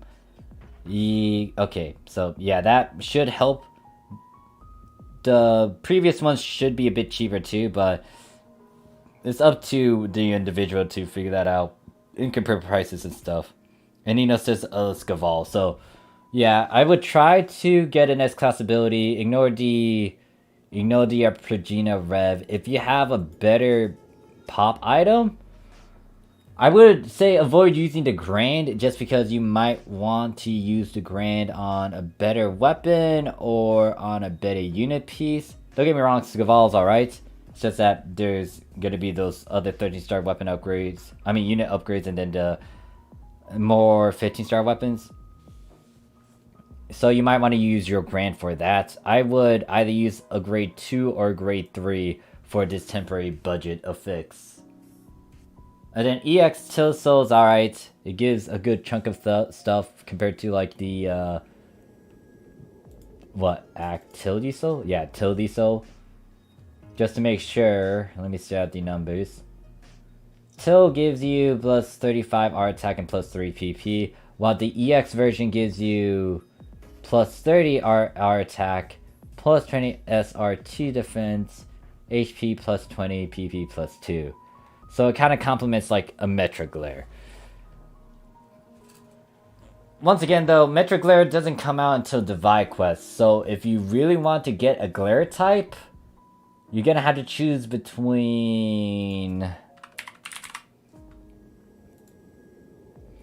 You got the Angie, Vlog, Dominius. And that's pretty much it for the beginning. You get Angie, Vlog, and Dominius. Technically, Vlog is the one you would want to go for if you were trying to go for R attack, because it gives you plus 30 in R attack, gives you plus 20 in S&T defense, but it gives you another plus 40. It gives you a plus 40 in R defense. Dominius is more on the T attack side and the T defense, and then the Angie is your melee power and then your melee defense. So if you really want to use a certain glare right off the bat in episode 5, you can replace Metra with Vlog. But then again, like when Divide comes out, you will want to change that again to a Metra just because it just gives HP and PP. But maybe you want to emphasize heavily on like your R defense as well. I don't know.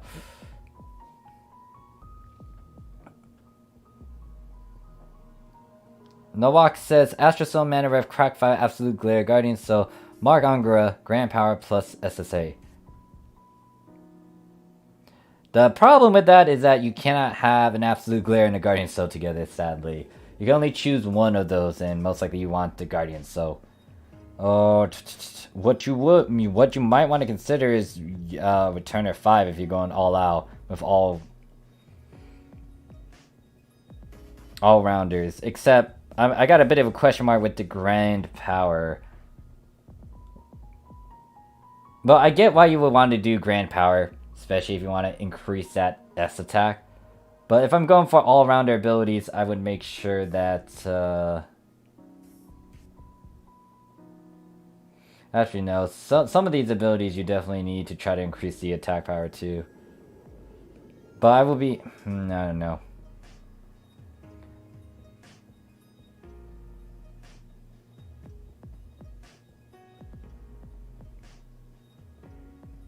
Okay, yeah, that's just my opinion. If you really want to increase that S attack, that is a formula, but I would not go for that. But that's just my opinion.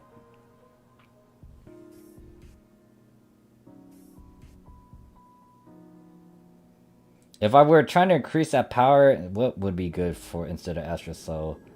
Grand Power. You already put a mark.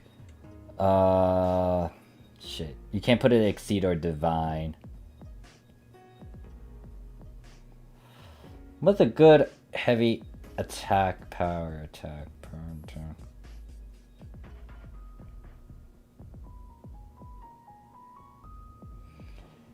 When it comes to the crack ability, it will most likely be changed, or the name of it will be named differently over in Global.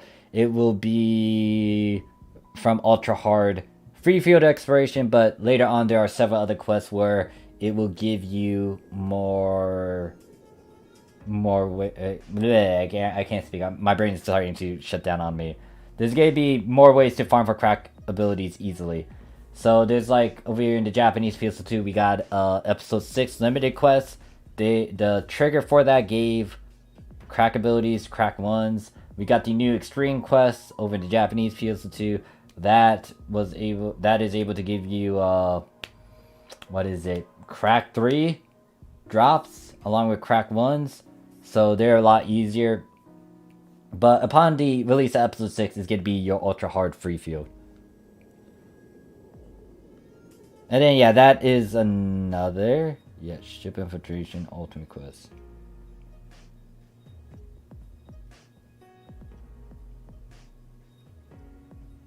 Thinking about it, I don't remember getting a crack ability from the new Extreme Quest as much.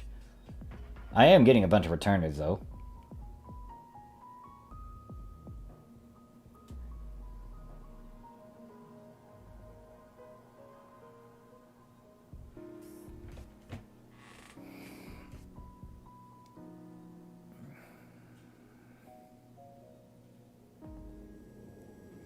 I'm trying to think. Oh wait, someone was asking about an endgame ability. I think it was Z. Z was asking, make one that don't need mark pop items, make an 8-slot endgame that don't need. Okay, so that's gonna be.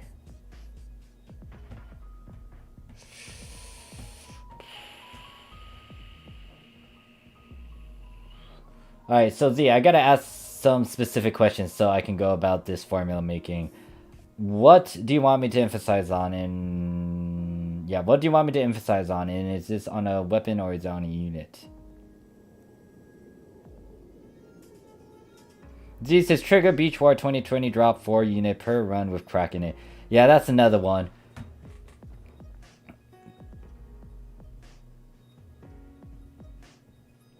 I still have those beach triggers thinking about it. Actually, do I? I think I do. Yeah, man, I was running a bunch of those Beach Wars 2022. I think they were dropping a bunch of Officia, like 15 stars as well. And I was like, why did I make an Officia? Like, why did I manually make an Officia weapon? I am going to make a video talking about the Officia, aka Austere.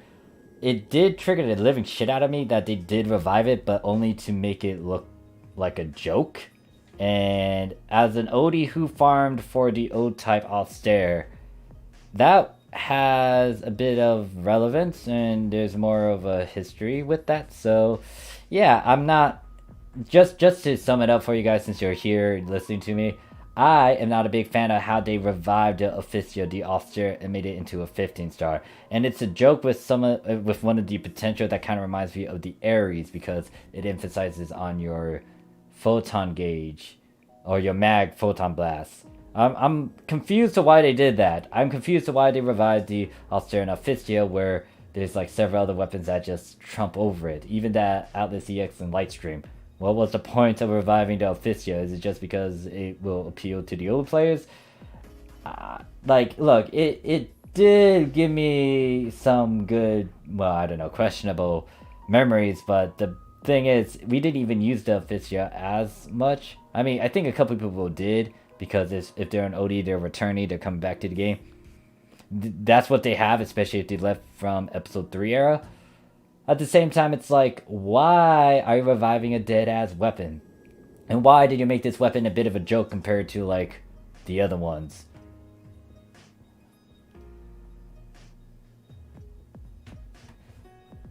Like, if you had to ask me what 15-star I am not a big fan of, it's going to be the Officia. Don't get me wrong, I understand that some people had to use it and they can easily make that, especially under certain circumstances. But in terms of like it staying in the long run and just being used by in general, it's not as big. Because once again, the Atlas EX and Lightstream were released during its time, and they easily trumped over the Officia. I didn't even make an Officia weapon until like I had the components from the Beerus, I think.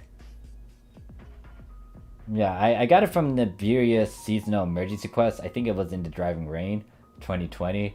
I got the components for it, then I made it, and then after that certain incident, they released the Beach Wars where it dropped these Officio and Austere like candy, and it kind of triggered me, but I wanted to physically make it. But still, it's like, it's a bit of a fucking joke. Like, all the other 15 stars, they have perks to them, but the Officia...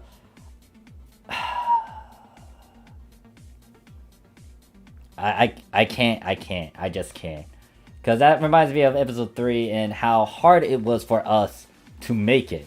Like, if you look at the... Well, you can't look it up in global in terms of going to the O-type version.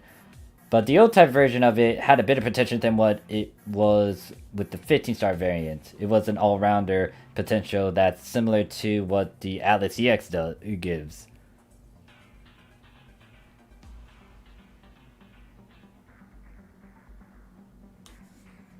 Is that stream thingy going wrong, or is it just my chat?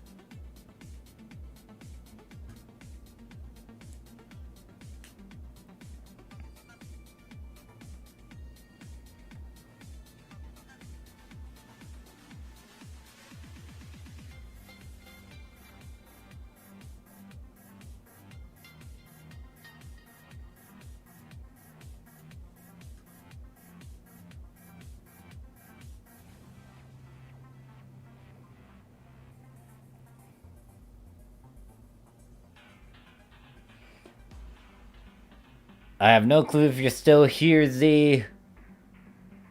Z, you still here? Mr. Z, are you still in the chat?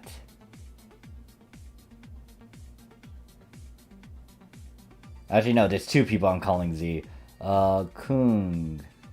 Kung, are you still here?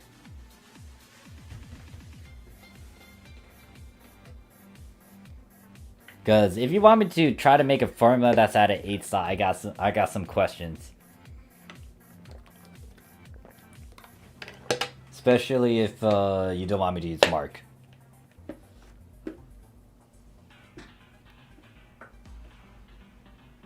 God damn it, there's too many people with the Z.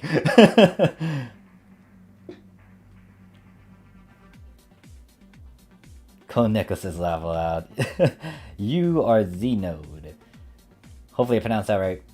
Don't know.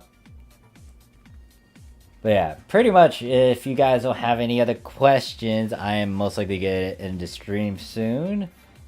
Because I already finished the certain affix that I need to do.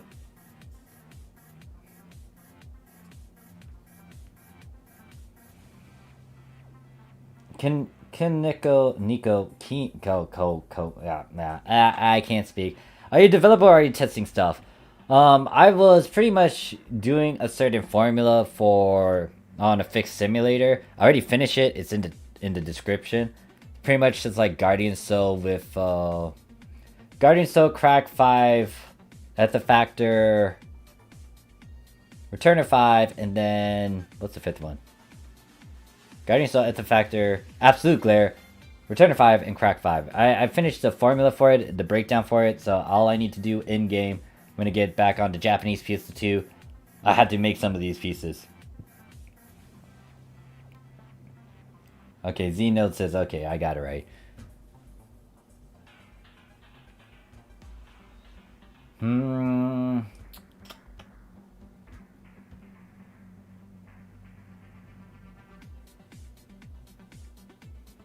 I'm debating about what to do tomorrow.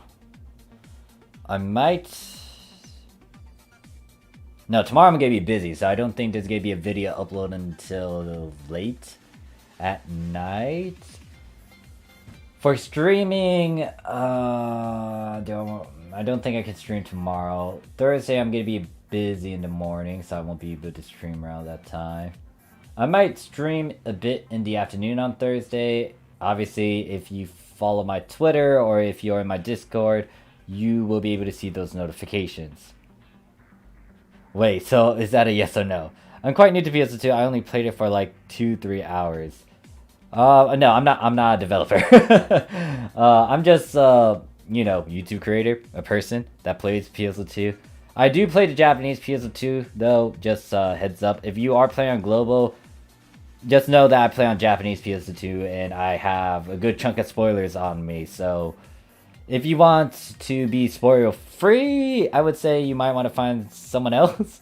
I can answer questions and stuff, but just a heads up about some of my content in terms of PSO2.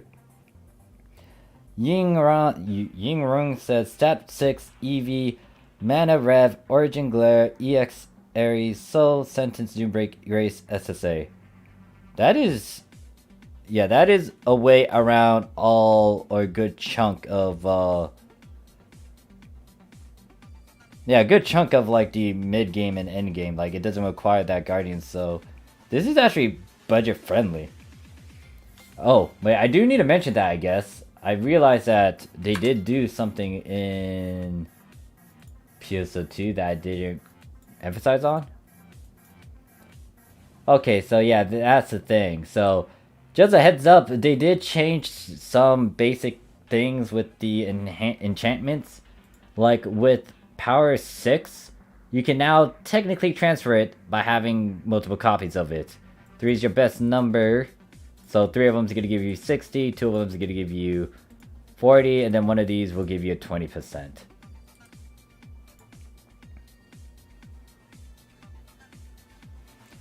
And then Koneko says, nah, I don't really mind spoilers, but how different is the global to the Japanese version? There's a good chunk of different. Well, how? You just had to ask that question to the guy that can easily point this out. Red Heart, yeah, Red Heart pretty much answers the basic gist of that. The con with the Japanese PSO2 is that right now it's not noob friendly. It doesn't have a bunch of noob friendly events for any new players. That was a few months ago. Most of Japanese content is at endgame. They have all this stuff here and there. Japanese content also has some features and functions that Global took out. Some of it's on purpose. For example, making a lolly character, changing the size of your character. There's also voices that you can get on the Japanese PSO2 compared to the global PSO2. I don't know why they took that function out. Now, I guess it's because it's global and they want English voice actors, but for your character, you can customize the actual voice. You can make them say certain things. You can use these certain quotes and phrases from famous voice actors. So that is a thing in the Japanese PSO2 that Global does not have. What else can I point to? They're not getting. Oh, I cannot say. I really want to say some stuff. Like with Japanese PSO2, they're not going to try to milk your money out of you compared to like Global. In a sense, overall, if you want to support Global PSO2 because it's Global PSO2 and you want the game to continue and stuff, understandable if you want to do that. But there are some differences in terms of that. If that's a big factor to you, you know, that you have to figure out. Global is a bit friendlier to noobs, and it is doing a bunch of events, and it is doing a bunch of promotions. You want to capitalize on those. If you're brand new, like a few minutes, hours ago, then most of these big events are going to end. There are some videos, some other YouTube creators that emphasize a bit more on the global side of things, and they explain like some of the features and functions events that you will want to do. I tend to do the Japanese side of things a lot more, and I tend to do a lot more on the augments affixes, which is technical in-game stuff. If you're familiar with MMORPG games, it's pretty much your stats, like making sure that you can get certain stats, knowing how to go about this process called affixing, or over there in global, augmenting. For the global PSO2, if we're talking about years, like Japanese PSO2 has 8 years behind it. Global is not even in a year, it's more of like 8, 9 months, maybe 10 months in.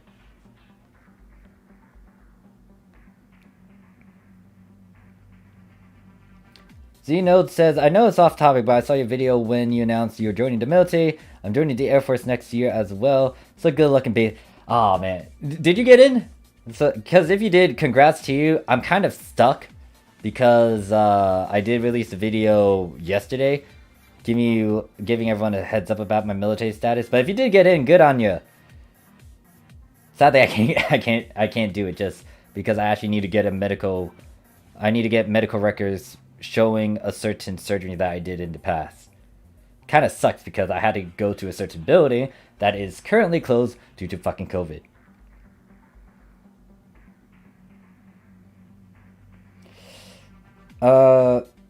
Honestly, well, once again, that's up to you. I can state these differences, but despite what and how I might sound, global is still doing well. So if you want a bit of a popular popular game, you might want to do global, especially with episode 6 coming out. That's gonna get people to come back into the game, do a bunch of their events, promos that they're doing. You get to speak with a good chunk of English speaking players. If you join the Japanese PSO2, it's gonna be a bit difficult unless you go to the right ship people. I am playing on the Japanese PSO2. I'm on ship 2.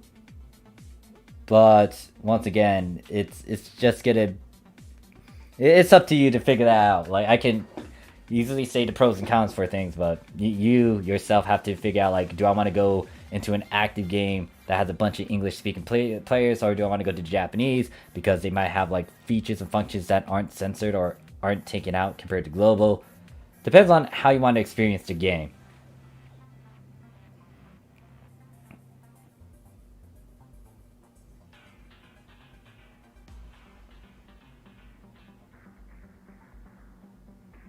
Either way, there are easy ways to power level and get into endgame content. But once again, you might need to find the right people to get into the game. Global, yeah, it's gonna get populated again because episode 6 coming out. There's 2 new classes coming out. There's a lot of functions, features coming out. That's gonna do a revival. Usually with both Japanese and global, when something big happens, it gets people back into the game. When Japanese PSO2 had a new class called Luster class, that revived a good chunk. Actually, better yet, you know what? I have a clip of that. I'll quickly show you guys what it looked like when Luster was out. I did do a short recording that I kept. Where the fuck is it though?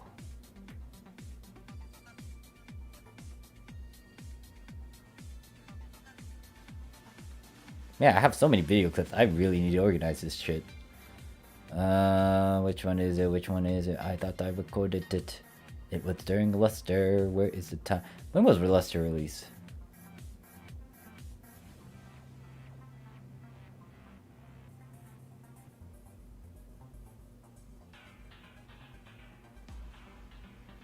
Did I delete it? Did I really delete it? Motherfucker, did I delete it? No. It was a funny clip. Video take.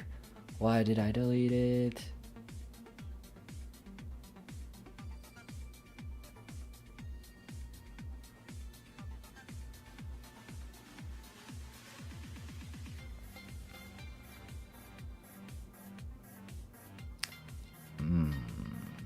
I feel like idiot me deleted it.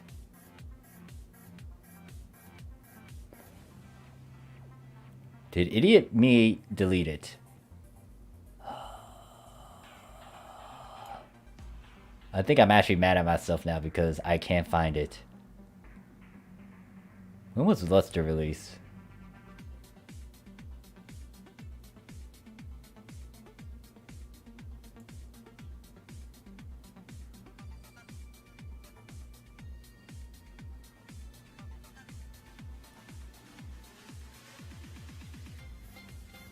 Oh, I think I found it. Okay, so what am I staring at? I mean, this is not the first time, but okay, so this was during Luster release. Look at how the ships are. They're all congested. One of them is full. One of them it surprised the shit out of me. Cause I didn't realize so many people were waiting for Luster and crap. It got congested. It was that bad. I was worried about getting into my ship too. Hold up. Let me use the restroom real quick. I need to take a piss. Now, I do have a BRB screen too, so this is going to be interesting. Alright, so I'll be right back.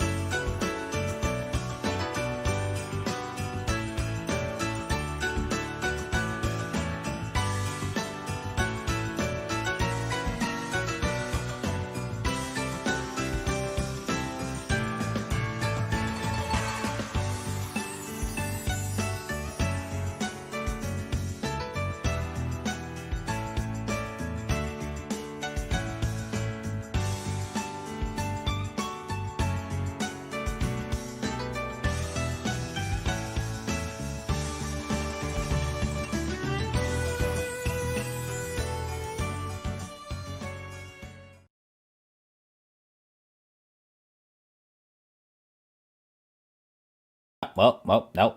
Wrong thing. That showed my entire thingamabob. I need to work on that. I think that BRB just like died on me when I was like I thought it would go on a loop, but no. I need to see what is up with that. Now back to this and then back to this. So,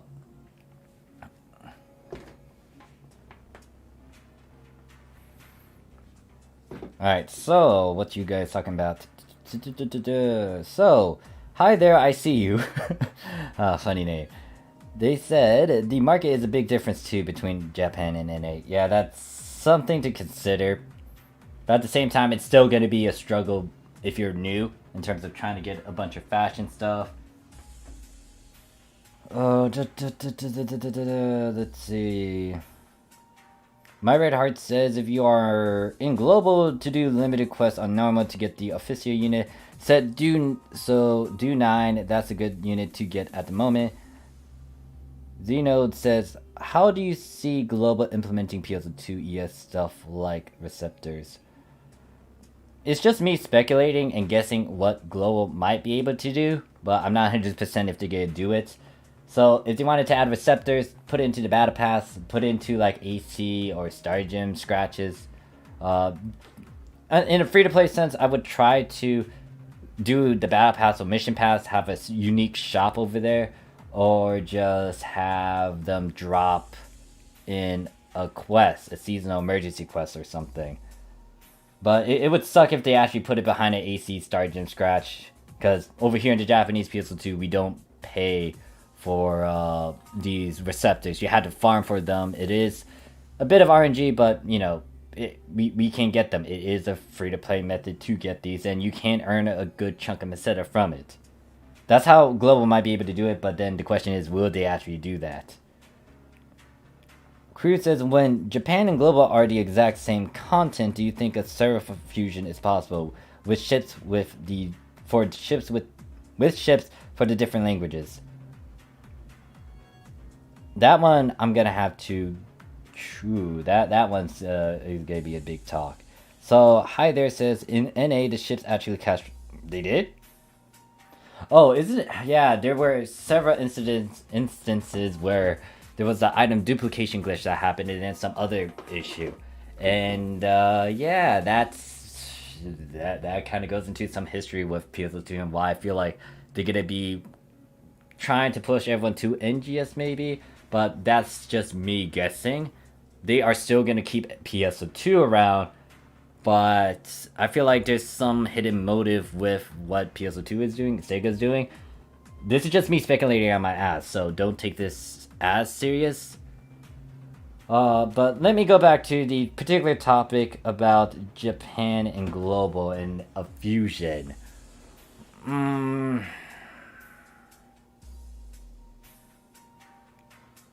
I don't know. I feel like it could be a thing, but at the same time, once again, there are some things that are in the Japanese PSO2 that's not actually there in global. For example, voices. I do have a good chunk of voices. Some of them are actually pretty goddamn expensive. Some of them are from famous voice actors from animes and video games. So I don't know if I even want to go to global if there was a server change or like a way to link or to travel between servers and just go over there to global, even though it might be a bit populated over there. I don't know. I'd rather stick with the Japanese side of things. Now, the question is, what do you mean by this server? Is it like you can transfer over to English and stay over to English, or is this server just like a bridge so you can go to and fro from these different servers? If it's the latter, I don't think there's going to be a lot of debate and issues with that in itself, just because mindsets and mentalities, not trying to say, you know, some insults about certain things. It's just that there's reputations. You know how everyone jokes around with like B7 ship 2, B20 ship 2 and all that. There might be some complications because Damn, do I really want to discuss about this? This kind of goes into that other point that someone has talking about the crashes and stuff. But I don't want to share it because if I do, there's a chance that someone might actually try their hand at it and it may fuck up some stuff. I don't want to mention it. Not yet. But let's just say that there's a lot of incidents. The big one in particular that I'm kind of worried about, which might make... I don't know. Like, there was... Okay, here's my hint. If you guys been playing the Japanese PSO2, especially in episode 2, you would know what I'm getting at. Hopefully. There's a certain incident where we did get region locked, and the game was locked. Like, you could not get in unless you were in Japan. So, this particular issue involves a certain action that someone did, and it's pretty... It's something that you can do to software and devices and stuff. I'm gonna make it very fucking vague, just because I don't want to be very specific and just give someone some idea on X, Y, and Z. So, yeah, there was a particular incident. Now, if you go through the history and stuff, you can look it up online, then you might be able to figure out, but I'm not verbally gonna say it. There was a certain incident where there was a lot of issues that created a huge barrier, which is why if you were playing in the past, it was a struggle. Especially in episode 2 and then into episode 3. Yeah, I think the guy... You might know what I'm getting at.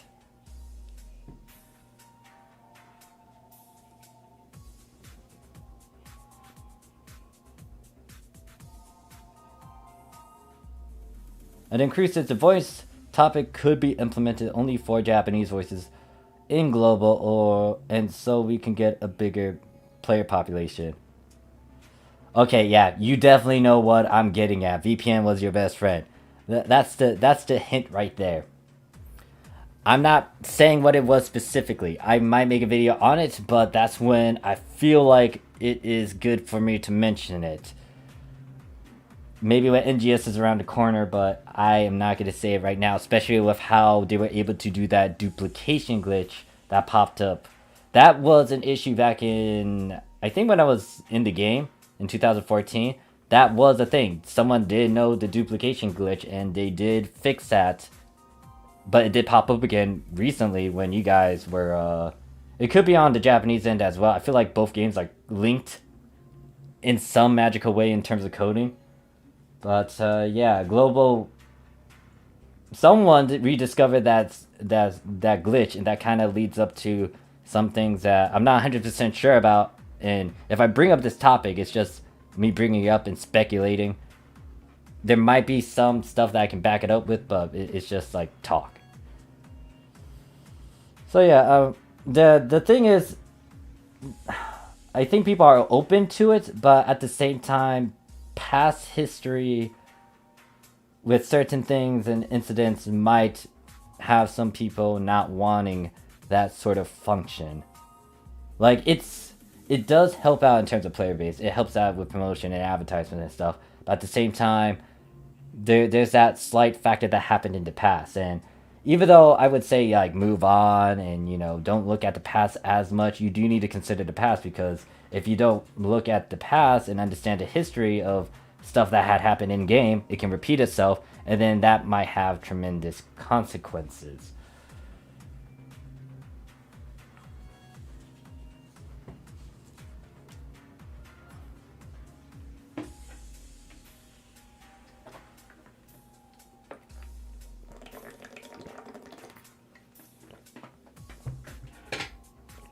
But if you want my personal opinion on if I would personally go over there to global, you gotta bribe me.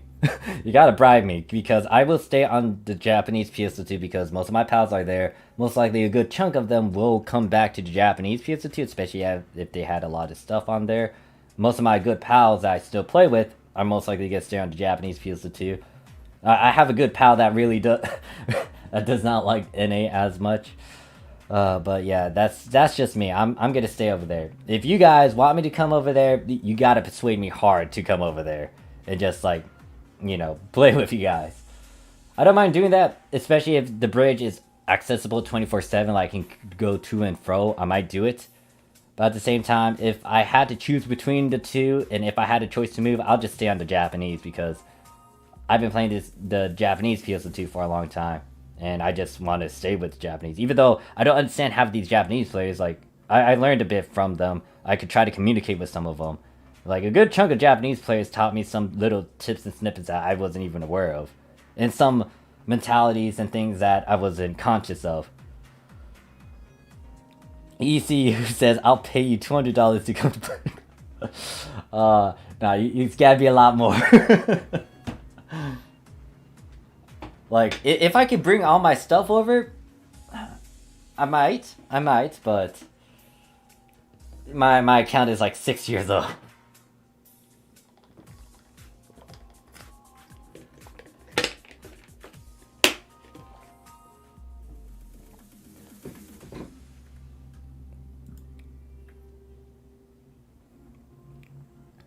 I love how this my live information over here is giving me different numbers from my phone. Might be telling me the truth, I have no clue.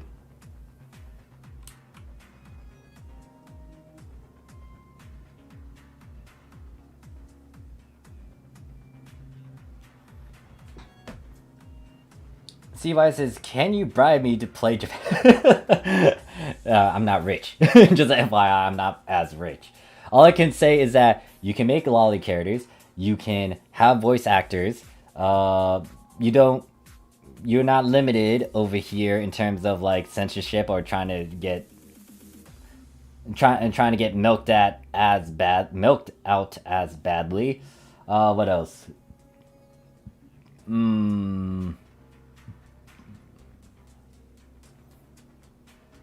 In all honesty, though, I can't persuade you if you already got a good footing in global, because you can't really bring all that stuff to Japanese PS2. Wish you could, but no, that's not a thing.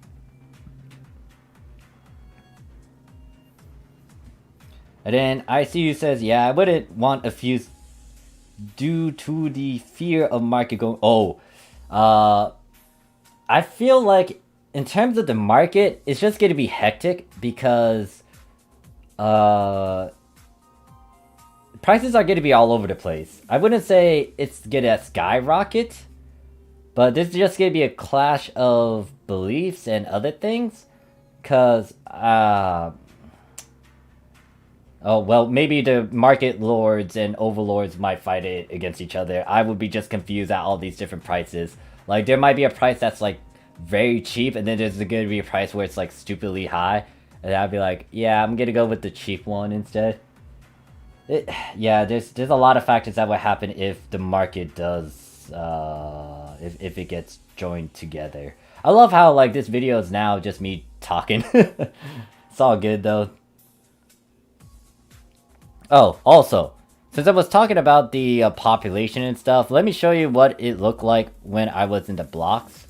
Because I also have that recording, too. Let me just lower that. Yeah, look at this. These are all the blocks during luster. Is there a repeat? I'll let this play itself out.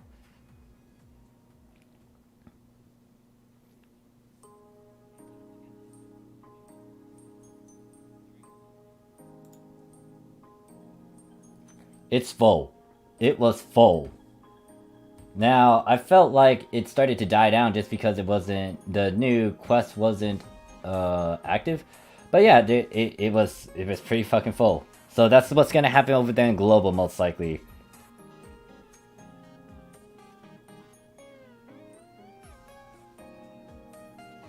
Sirius says, how many hours left until maintenance ends in Japan? Oh, 11 hours. Yeah, it's most likely gonna be lifted at the usual time. I don't know why they did an early maintenance for Japan while global is still up. I know we're getting a new scratch, but I don't know what else we're getting on the Japanese PSO2. Oh wow, okay, so it opens up again around 2? Actually no, that's an estimation, is it?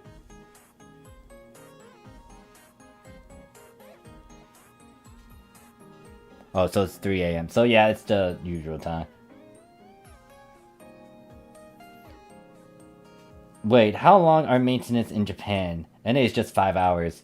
Usually for us, I think it's 5 hours as well, or 6.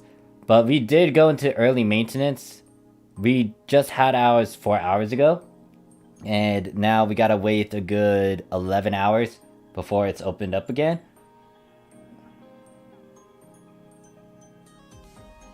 Yeah, I'm super confused to why they did it so early. I was organizing stuff and doing some other things.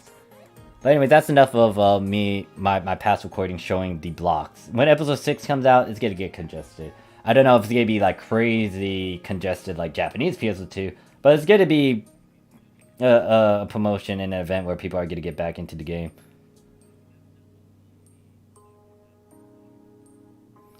You know, just to put something on the screen instead of seeing this stuff, let me just put something interesting. What can I put?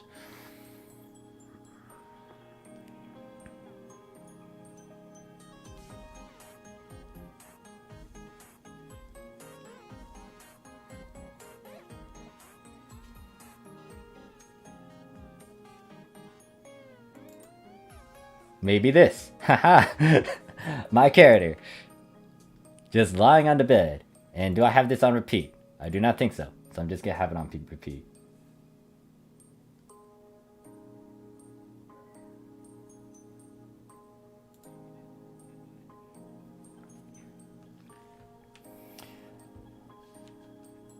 Actually, do you guys have the virgin killing sweater? I'm curious about that. Do you guys got the virgin killing sweater?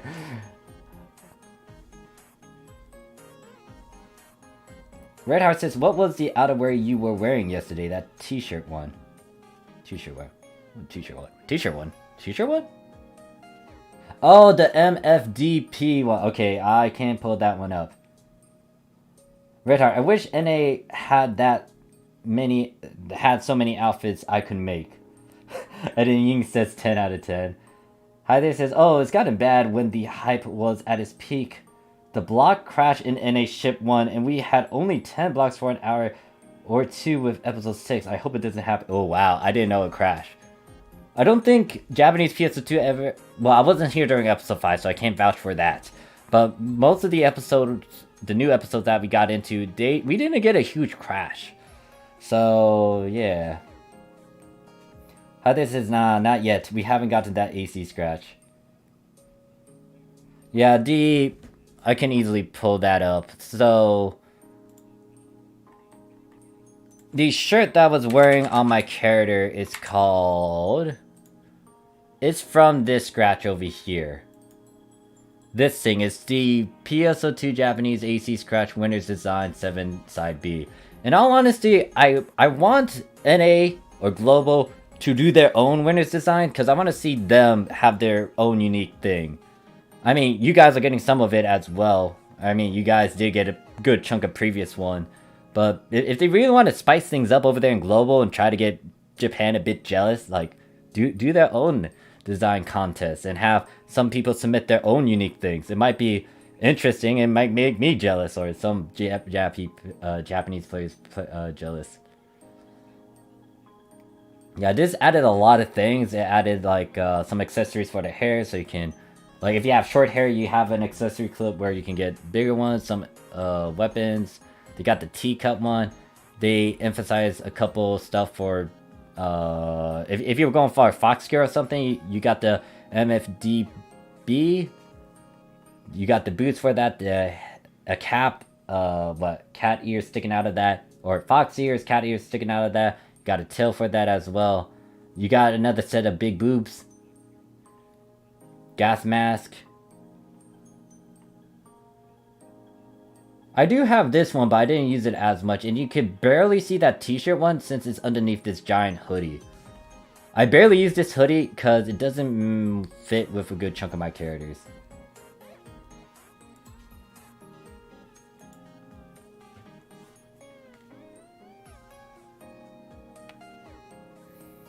Zenode said, in terms of a fixed priority, how would you rank Crack, Exceed, Doom, and Divine? Doom is going to be at the very end, sadly, because I barely use it. This is just my opinion, but I barely use Doom. It's going to be easier as a drop, especially with future content, So Doom is gonna be the least part. The last one. Crack is going to be. It's going to be either 1 or 2. Well, here the thing about Crack, Exceed, and Divine. What are you going to excel in? If you focus on weapon affixes and augments, and if you want to capitalize on selling stuff, Exceed and Divine might be your priority compared to a Crack. But if I were focused more on units, then obviously I would go for Crack more than Exceed and Divine. Once again, Doom is like low on my list just because it's just easier to go for, especially with later content.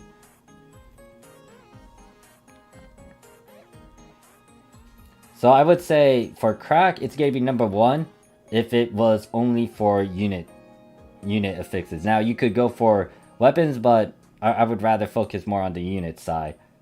Exceed and Divine, I would kind of put that on a high priority, but it's not as important unless it's at an 8 slot. And the problem is getting it at the 8 slot. If it doesn't drop naturally at an 8 slot, then it's kind of a hit or miss. Exceed Energy is going to be a common one, so it's not as bad. There are 2 types of Divines you do need to pay attention to. You got Divine Will, which is the lesser one that you don't really want to hold on to. But then you got Divine Order. That's the one you want to hold on to and keep. So that's high up there in terms of the weapon augments and affixes. ECU says, oh no, 4 PM is gonna be cringe arcs hours. Oh, I'm gonna refrain from saying anything mean. Like, don't get me wrong, they're trying to do stuff that I don't know. I like how Japan. Yeah, I'm shutting up. I'm gonna refrain from saying anything. All right, guys. Redheart says, so many cool clothes. I don't think we can get half of that. I kind of wish Global can, just to be fair, but at the same time, Global isn't caught up to date, and they really had to play catch up. There's so many things that you guys are missing out. I mean, there's so many combinations you can go for with some of this stuff. For example, with my... Let me pull up that one that you guys saw. Like my Succubus one that you guys see up on the screen. This one wasn't... This one you guys could try to aim for because, one, you got the Exceeder horns. That was a previous scratch. Then there's that base outfit. This is from the Star Gems, though, with the Apostles. Yeah, the Apostles. The tattoos, I have no clue if you guys got these tattoos. The black fingernails, I don't know if you guys got that. The wings are an old Sega one. And I pretty much account locked it and just had 2 pairs of wings and just minimized it. So yeah, like some of these designs that I have, you guys could actually go for. I think I explained a bit further with this particular outfit in my video talking about Zillion.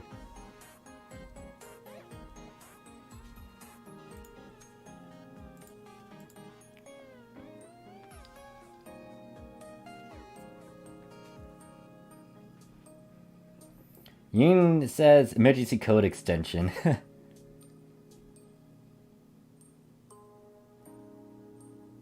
Okay, So Old says, yay, Arcs Hour soon. I mean, you guys get free stuff from it. Capitalize on that, get that free stuff. Soru says, I want the Angelin wings. I wish they could release it in NA. They might release a good chunk of it. Here's something that I can state a bit. I'm not 100% sure if they're gonna give everything, but as long as the particular item that is released, if it's an original PSO2 item that does not come from a collab or something, there's a high chance that you guys will get it over there in Global. Like the new outfit that looks like the new outfit that I wear, which is that black bridal dress sort of thing, but more Victorian. That is most likely going to be released over there in Global in due time. How this says, that tattoo came from around one of the first scratches, but I see you have black version of that tattoo. We don't have that yet. Yeah, the black one it was a revamp. I was trying to figure out where I got it, but I can't really pull it up. Someone was asking about that too, but I don't know how I found it. I guess I stumbled upon it when I was looking in the actual Visa phone. So I grabbed it, and then I also grabbed it again so I can account lock it.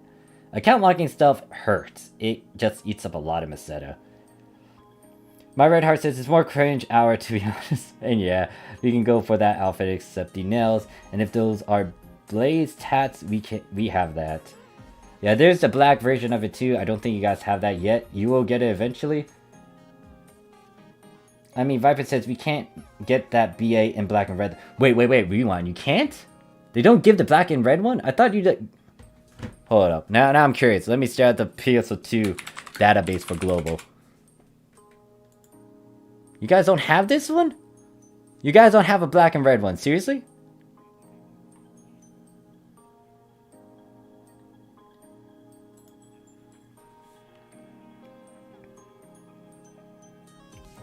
Yeah, sorry about that. I'll make an exception for you, ECU. I'll look at the unit formula. Actually, better yet, let me look at it right now. Most likely Discord will pop over here. Nope, it's not over there.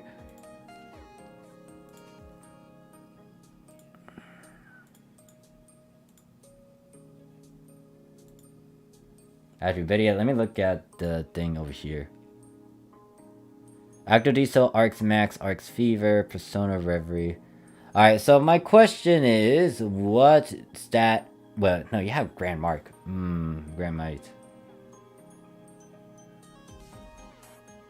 It looks fine to me. Well, wait.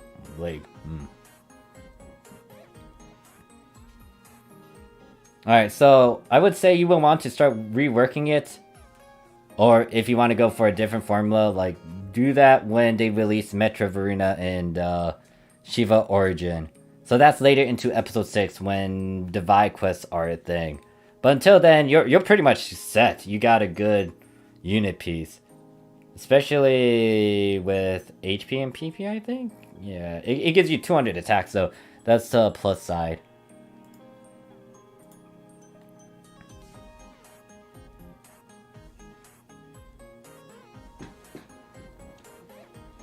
You guys need to get the Stratos? Really? And then Viper says, yeah, there's a black and blue, but not red. Banshee? Oh, hey there, Banshee. Exceeded Divide Affix does not have level just by itself. Wait, what do you mean by that, sis? Hey there, I see you.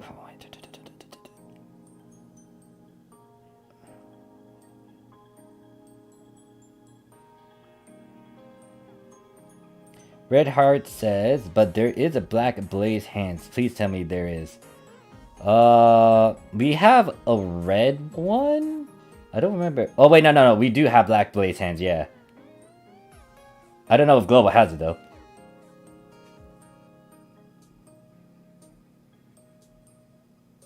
Yeah, there is a black one. There is a black one.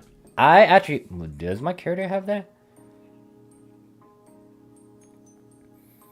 I account locked that. I'm just trying to remember if I actually have it in a recording somewhere. Actually, it should be... Better yet, it should be in my... Let me get rid of this and let me pull up one of my videos.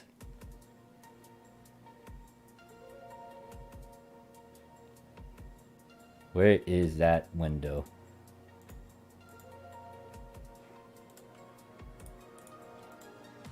It's part of one of my outfits that I have.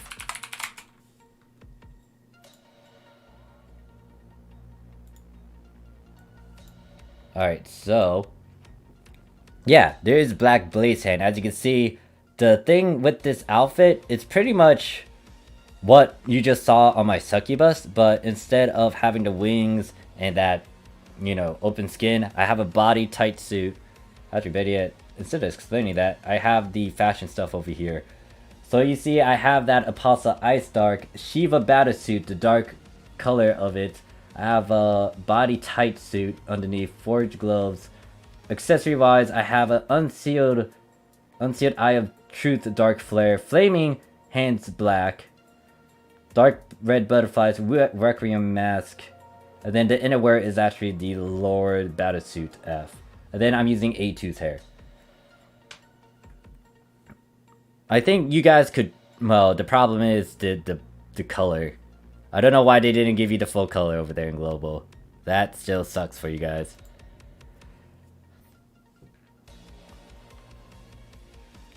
There's a black blaze eyes, and then there's a black hands. There's also a blue color one for it, the orange one. I don't remember if there's red and yellow.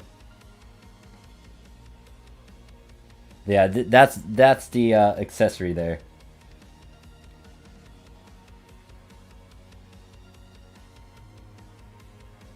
ECU says Persona Revs was my first unit, but that's before I realized Mana Rev is sort of easy to make. I would say keep what you have ECU for now, because you can't, like, the grand ability you slapped onto that unit piece, you can't re-affix it unless you use another grand ability. Just use it for now, and then if you wanted to make a new unit piece and stuff, you could try to do a better formula. It's just going to be hard to keep it unless you do the ability transfer process and you can slowly push that 6 slot to an 8 slot. Entirely up to you though.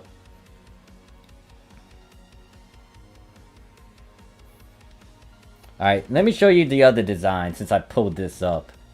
I do have this in my files. I think this is the Virgin Killing one. Yeah, this is my Virgin Killing one. It's pretty basic. I think I took out the tattoos because some people may not be big fans of tattoo. Here's the one with the shirt that you were asking about. It's pretty much the MFDB Parker Snow with the Load Battlesuit F. I do use a 4-lock extension. You don't really need to do it. It's just like a little curve in there and the hair, and it does wiggle around a bunch. In terms of the pony, this is not a ponytail, just a FYI. This is a combination of like just the short bangs, asymmetrical short bangs, with a flowery pony extension peach. Now, I want to get rid of those flowers, but it does add some flair to it, and that's how I make this ponytail. It's just because of this extension. Then I got white loose socks, and then I got the, what is it, headset. My character is a cat, so she does not have any ears. I tend to cover them, depending on if I have something like headsets, headphones. And then in terms of accessories, I use the black Blaze Paint F, and then the nail color F black.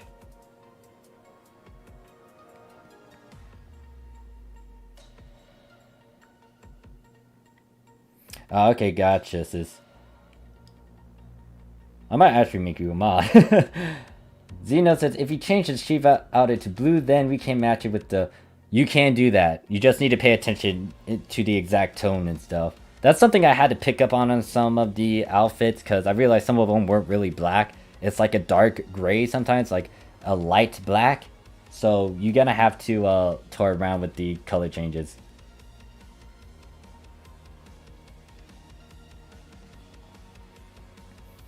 Red Heart says we have blue, red, and purple of those blood butterflies. That's the way we got our N2.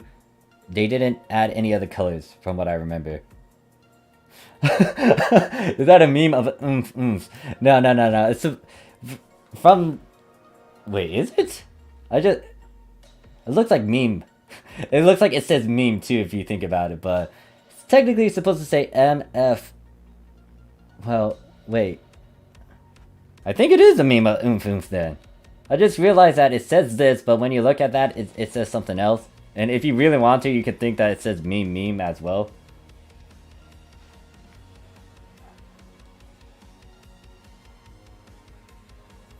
And then here I see you says, I hope with the episode 6 it brings in more players, because the AC scratch market is very dry and I don't want to buy with my wallet rather than use Meseta. Hopefully it does do that. Episode 6 should give that revival. A lot of people, those who stopped playing in the beginning, were waiting for endgame content. Now they can come back and play a good chunk of endgame. So you got to be careful with some things. Any plans to stream on the weekends? Sadly, no. I would like to, but my dad will most likely be watching Netflix, and that's going to conflict with my connection and Wi-Fi, and I might not be streaming as much. Or it might not go out as well. I might give it a no, do I want to give it a shot? I don't know. If it's something of low-end specs like me just playing on a phone app game or something else, I might give it a shot and see if it does create an issue. Shouldn't? Maybe? I don't know. I know that my internet connection has been bad sometimes. Thinking about it, I should be stopping to stream. But I'm just chilling and having fun with you lots. What other outfits does Shiro have with this? So I went punk. Oh yeah, this is a butler one. Now, the butler one is just a fun one that I decided to do. This summer casual. Like, there's a bunch of different combinations I went for. This bridal, dark gown. What's the dark gown one? Oh, that one is that one. Victorian-ish? Oh yeah, the succubus one. If you guys are curious about what I do with this one, apparently you can see her stick her butt out. So this is pretty much what I have for my succubus outfit. It used the dark race wings B, the stellar tail, exceeder horns, and then obviously that same base outfit. Smart inner. Well, I think I changed that. It's not supposed to be smart innerwear. That's the default innerwear. And then there's black nail polish and then the red paint.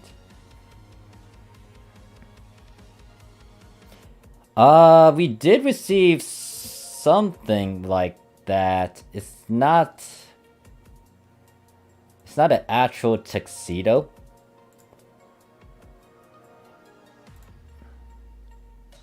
Let's see, did I take pictures of that?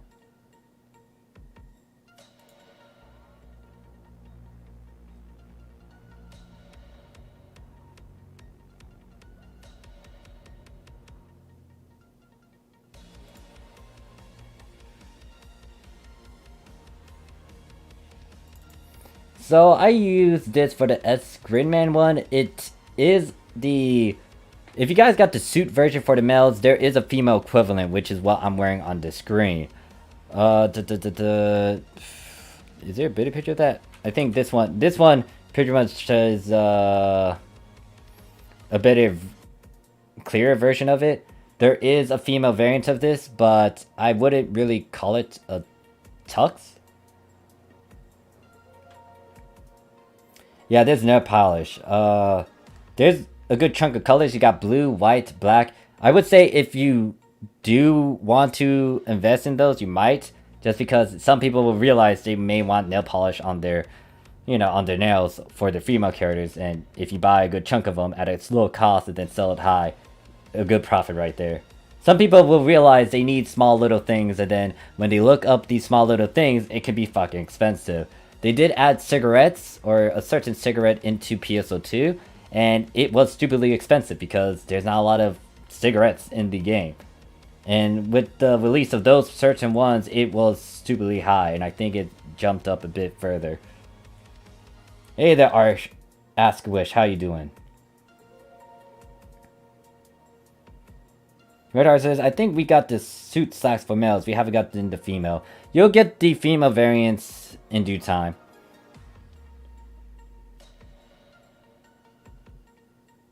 And then Redheart says, well, that's the look I would want to do.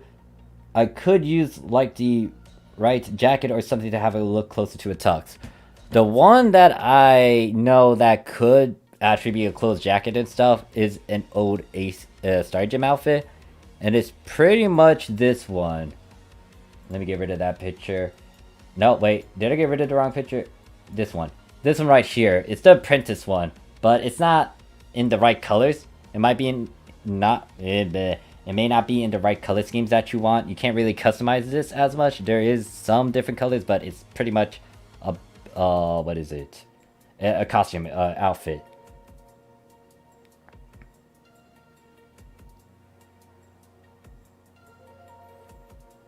I think ECU says Globo is getting a Twal and Phantom scratch ticket. Yes. I would say the Twal one, well, you would definitely want to try to get both. I didn't really go out of my way to get the stuff for the Phantom female. I did go out of my way to get the one for the Twal. The cast parts for the Twal, that was stupidly expensive. In terms of the outfit for the male Phantom, I did get it. My male character used a couple of the base outfits, and the outerwear. I'm trying to remember if I actually have a picture of him.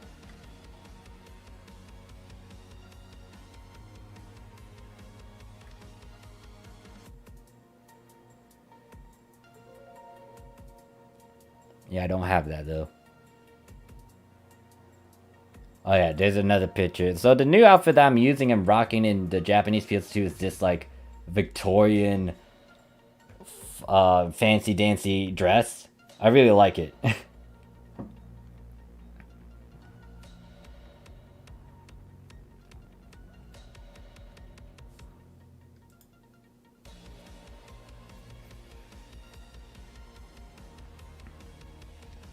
And then My Red Heart says we have a clothes jacket that came out with episode 4 to get the crazy chick from episode 4 that yeah, wait. Yeah, it's the girl, it's the hairstyle that I have, Cora? I feel like she's a crazy fucking lesbian. And then I also got like a punk outfit too, this thing over here. I think you guys actually have the scratch for this. Yeah, the fishnet is more of the body paint that I placed on it. I love how this video went from affixing, augmenting, to just me chatting and just bringing up fashion now. What mag is that? Let's see, let me pull that up. This is the Night Gear mag. It is the boss that you kind of fight every now and then. This was an old limited quest back in episode 2. They did give out a free device to change your mag into him. I've been rocking this guy ever since episode 2, in all honesty. I haven't changed that particular mag. I don't know if Global has him though. It's kind of, it's gonna be sad if they don't.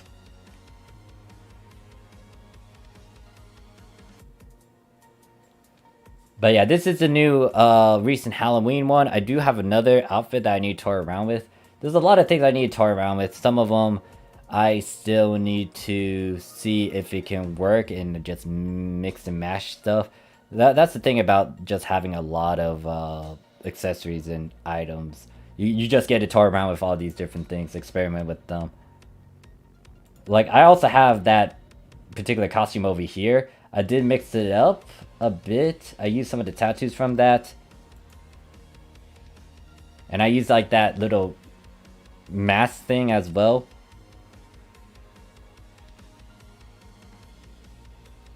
Oh yeah, this is an E2 cosplay.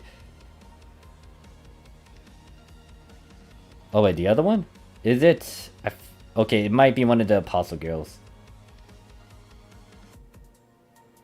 And then Grace says, we do our final affix in salon. That's how it is. You're right. We are fixing in the salons now. Alright, but that's pretty much Zillion's outfit. I will most likely put a link to that in the description.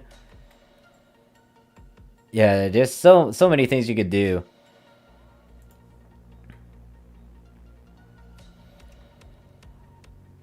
Where is that?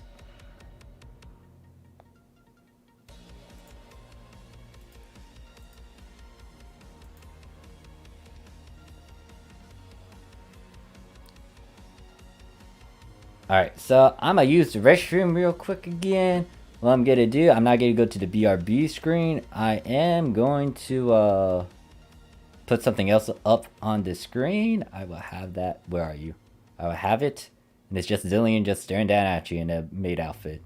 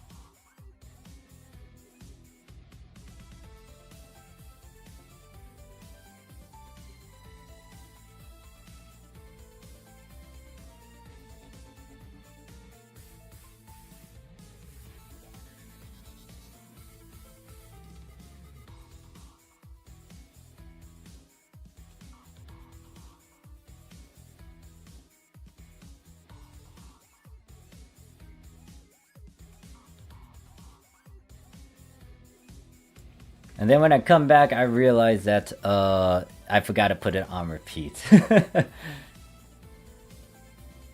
But yeah, that's Zillion in her maid outfit.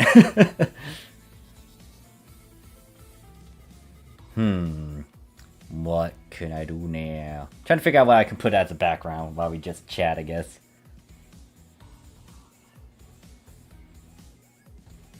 So many things, so many things, so many things.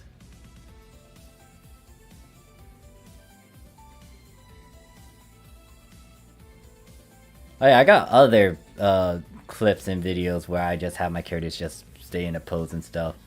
I think this is one of them. Note that I am using G shaders for this.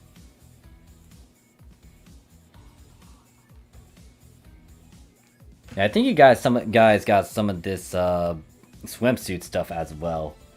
Can't remember what this. Oh yeah, this was a picnic lobby action. And then I would have like Zillion in this outfit instead. I can't remember what this one was. It was like mono something in terms of its swimsuit. And it's red. Full red. Including with the tattoos.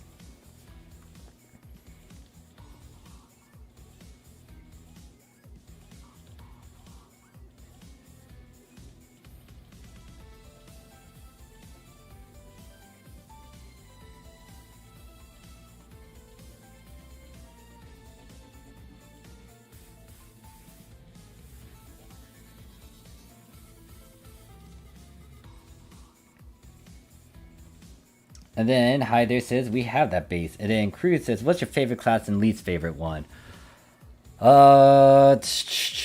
Least, oh god, that least one will get me thinking. So let me just put this up on the screen while I just chat with you guys. Let me put this on repeat too.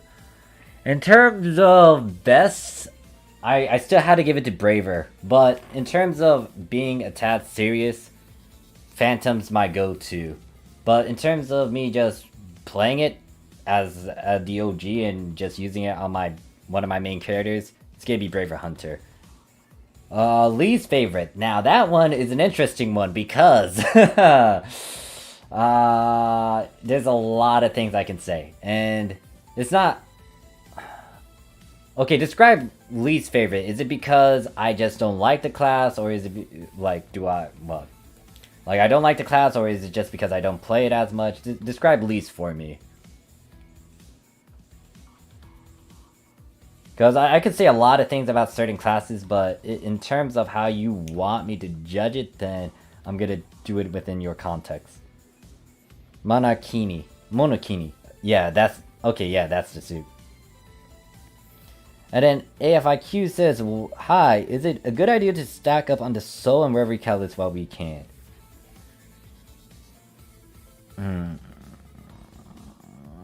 It's not going to be that bad. Why? Persona is still gonna stay around. The emergency quest, it's still one of the important emergency quests for Japanese PSO2. You don't need to worry about not farming for those pieces. In terms of souls, you can easily get... Can you easily get those souls from Persona? Okay, souls might be a question mark. But it shouldn't be as bad in trying to farm for them. And maybe buying them. It might have decreased in value because in terms of the souls, it's a bit... The souls should be easy just because there's a lot of other souls that people would want to try to go for. However, I don't know if the global market is kind on that. They might put it at a stupid price just because not a lot of people are farming it.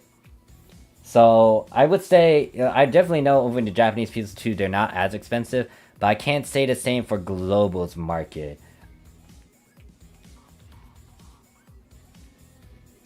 Okay, so Ricky says least play. Okay, so if I... Okay, so wait, hold on.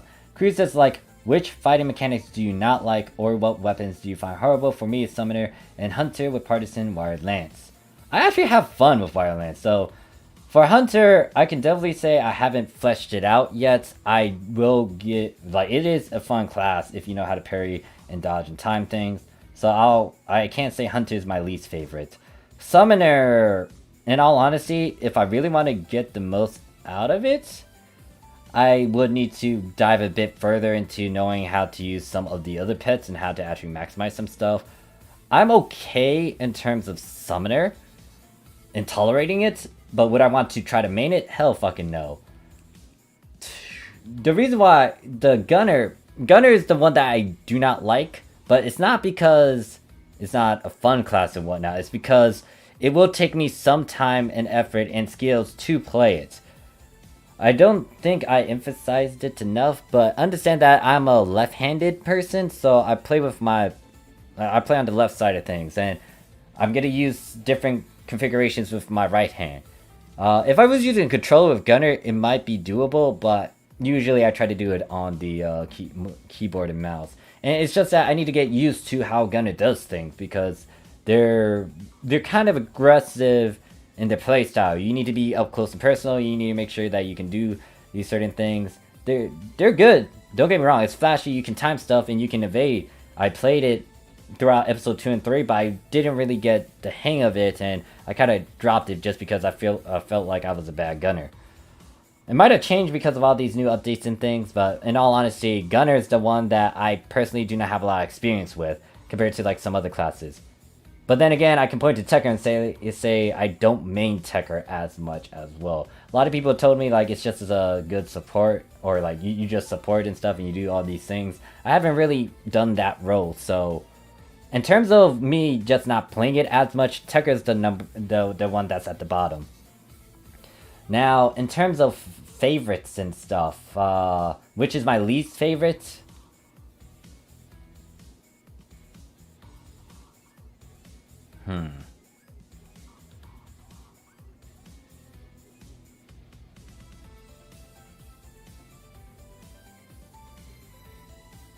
I guess I have to say Tekker as well, since I'm not well versed in that. Well, no, I can't describe which one's my least favorite right now, cause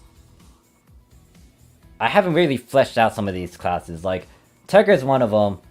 Me not using a bow, the braver, and if I went the bow path, I haven't really toyed around with that either. So can't really say which one is my least favorite in terms of that. Actually, if I had to put another class right next to the Tekker in terms of like the least experience that I have with it, I had to put bullet bows as well. But other than that, everything else I played around with. Now, the one that I kind of dislike just because it's really good to the point where it kind of overwrites a lot of things, it's a Twal. Now, you might be saying, wait a second, Morph, a Twal is good and stuff. It can do good damage and it can do good survivability and stuff. Yes, I get it, but the problem is it's almost all over the goddamn place. It was able to replace Hunter. Now, I'm not saying that they shouldn't do improvements and stuff. It's just that Twal is just a bit overused in almost all goddamn situations. Because instead of going Ranger Hunter now, you can go Ranger Twal, and that will be able to help you survive through ultra hard content compared to like Ranger Hunter. And then guess what? If you put anything as a Twal subclass, it's like you can do like this, and this. And in all honesty, like that a Twal shouldn't be the only class to do that. Like they should revamp and buff up Hunter so it can do that as well. But they didn't do that. There's a lot of class balances, and yeah, it's like this goes into my opinion about Successor. I will talk to you guys about it since I'm talking right now. And you might see a future video where I go further into this and just elaborate a bit more. But with Successor classes in general, I feel like they kind of just overshadow all of the lesser classes. And don't get me wrong, like, yeah, they had their time and stuff, but still, I would try to give fairness and usage and love to all these different classes. But the problem is, with Successor classes, they just trump over some of these basic classes. Now, obviously, you can still play some of these prior classes. You can still do, like, Braver and main your bow and stuff. But there is also the chance that they might do the sub of a Successor.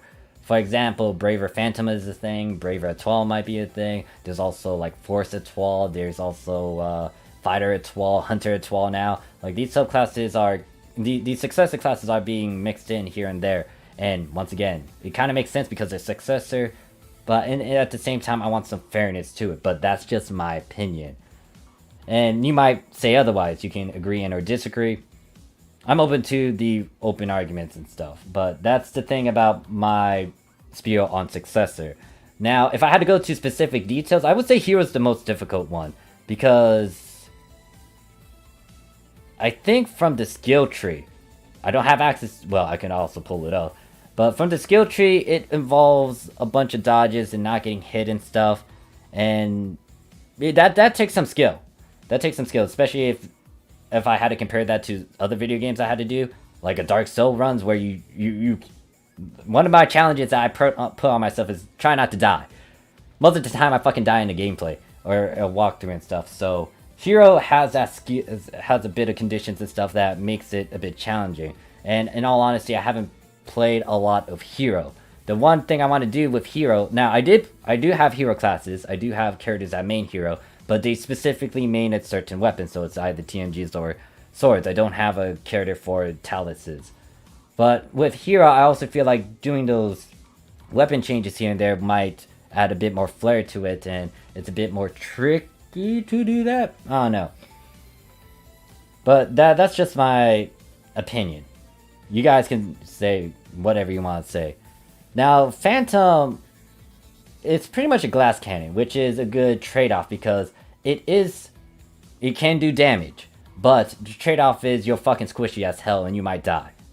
Fair enough. The 12, once again, I have a problem with the 12 just because it's like used almost all over the place, like as a sub, as a main, and this, and this. And you can easily cheese stuff with a 12. But the same can be said with Luster now. I have to rethink my thoughts on Luster, so yeah, I'm gonna refrain from saying anything about that, but pretty much successors are just above that, and from the looks of NGS, they pretty much improved the basics of the prior classes, but they added a bit more flair to it like the successor classes, which is a good thing. But once again, in terms of PSO2 and stuff, I feel like they should revamp some of these old OG classes. Alright, so I'm going to spiel with that.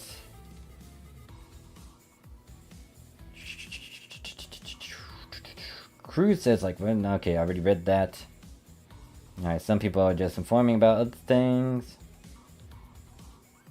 Yeah, some seasonal quests are going to start dropping some of these catalysts.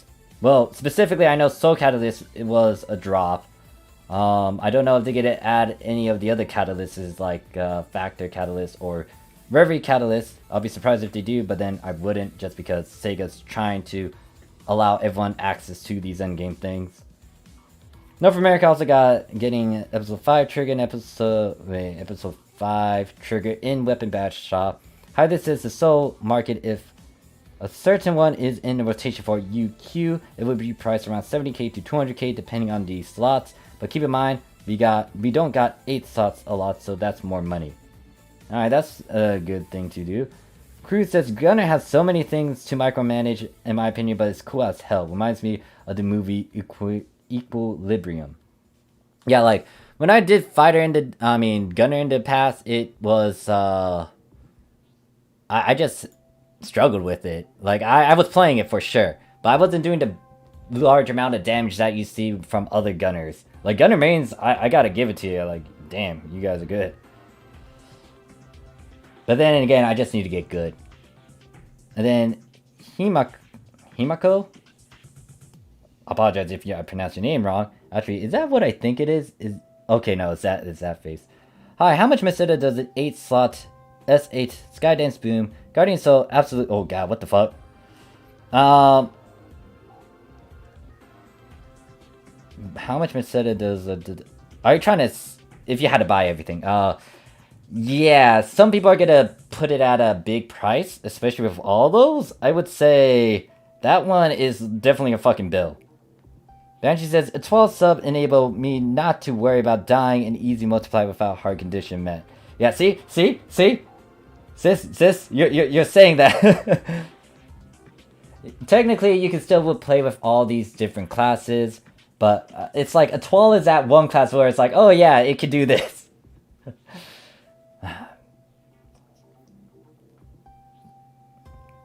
ECU says, would Bouncer 12 be a workable class? I would say yes, but I am not an expert in that. I do a weird class combo with Fighter and Bouncer, so... it's pretty much like an episode 3 old thing, but I kept that character as it is. I cannot 100% say if Bouncer 12 is a workable class. ECU says we can get Rev Cat as a drop from Masquerade. Oh yeah! I forgot someone mentioned that. Shit. I keep on forgetting, if you go to high stages in that mode, it does give cats. Right. Ricky says all catalysts drop from UQ Sodam though. I never got any of them though. Wait, what? What? Hold up, what? Okay, that part is new to me. I did not know they drop all of them. Maybe it's been leaked on the PSO2 fleet Discord. I need to look in there again. Crew Arcs Hour is about to start. Thank you for the entertaining stream. See you soon. Bye. Alright. I guess I should end the stream now because it is 5 PM on my end. I have been enjoying this chat with you guys. I will try to stream either on a Thursday or Friday. Obviously, if you look in the description, there's my Twitter and my Discord. That's the best way to know when I stream. I post it up on there. If you want to see the formula that I made in the beginning half of this stream, you can look in the description for that. But yeah, hopefully you guys capitalize on those events going on over there on Global. Make sure you get the goodies that you need to get.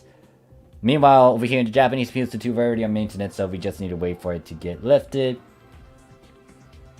So thank you all for stopping by. Thank you ECU. Thank you Hi There, Ricky, Sis, who else? Himako. Hopefully I'm pronouncing your name right. Danton Gone, Droid, Red Heart, AFIQ, Gray, Xenode, O, and anyone else who has been lurking. Viper. Yeah, anyone else who has been lurking or who had talked in the chat, thank you guys for stopping by, chilling with me. I am most likely going to work on several other things now. I might produce a video, but yeah, that is it. Thank you guys for watching. I'll see you guys in the next one. Peace.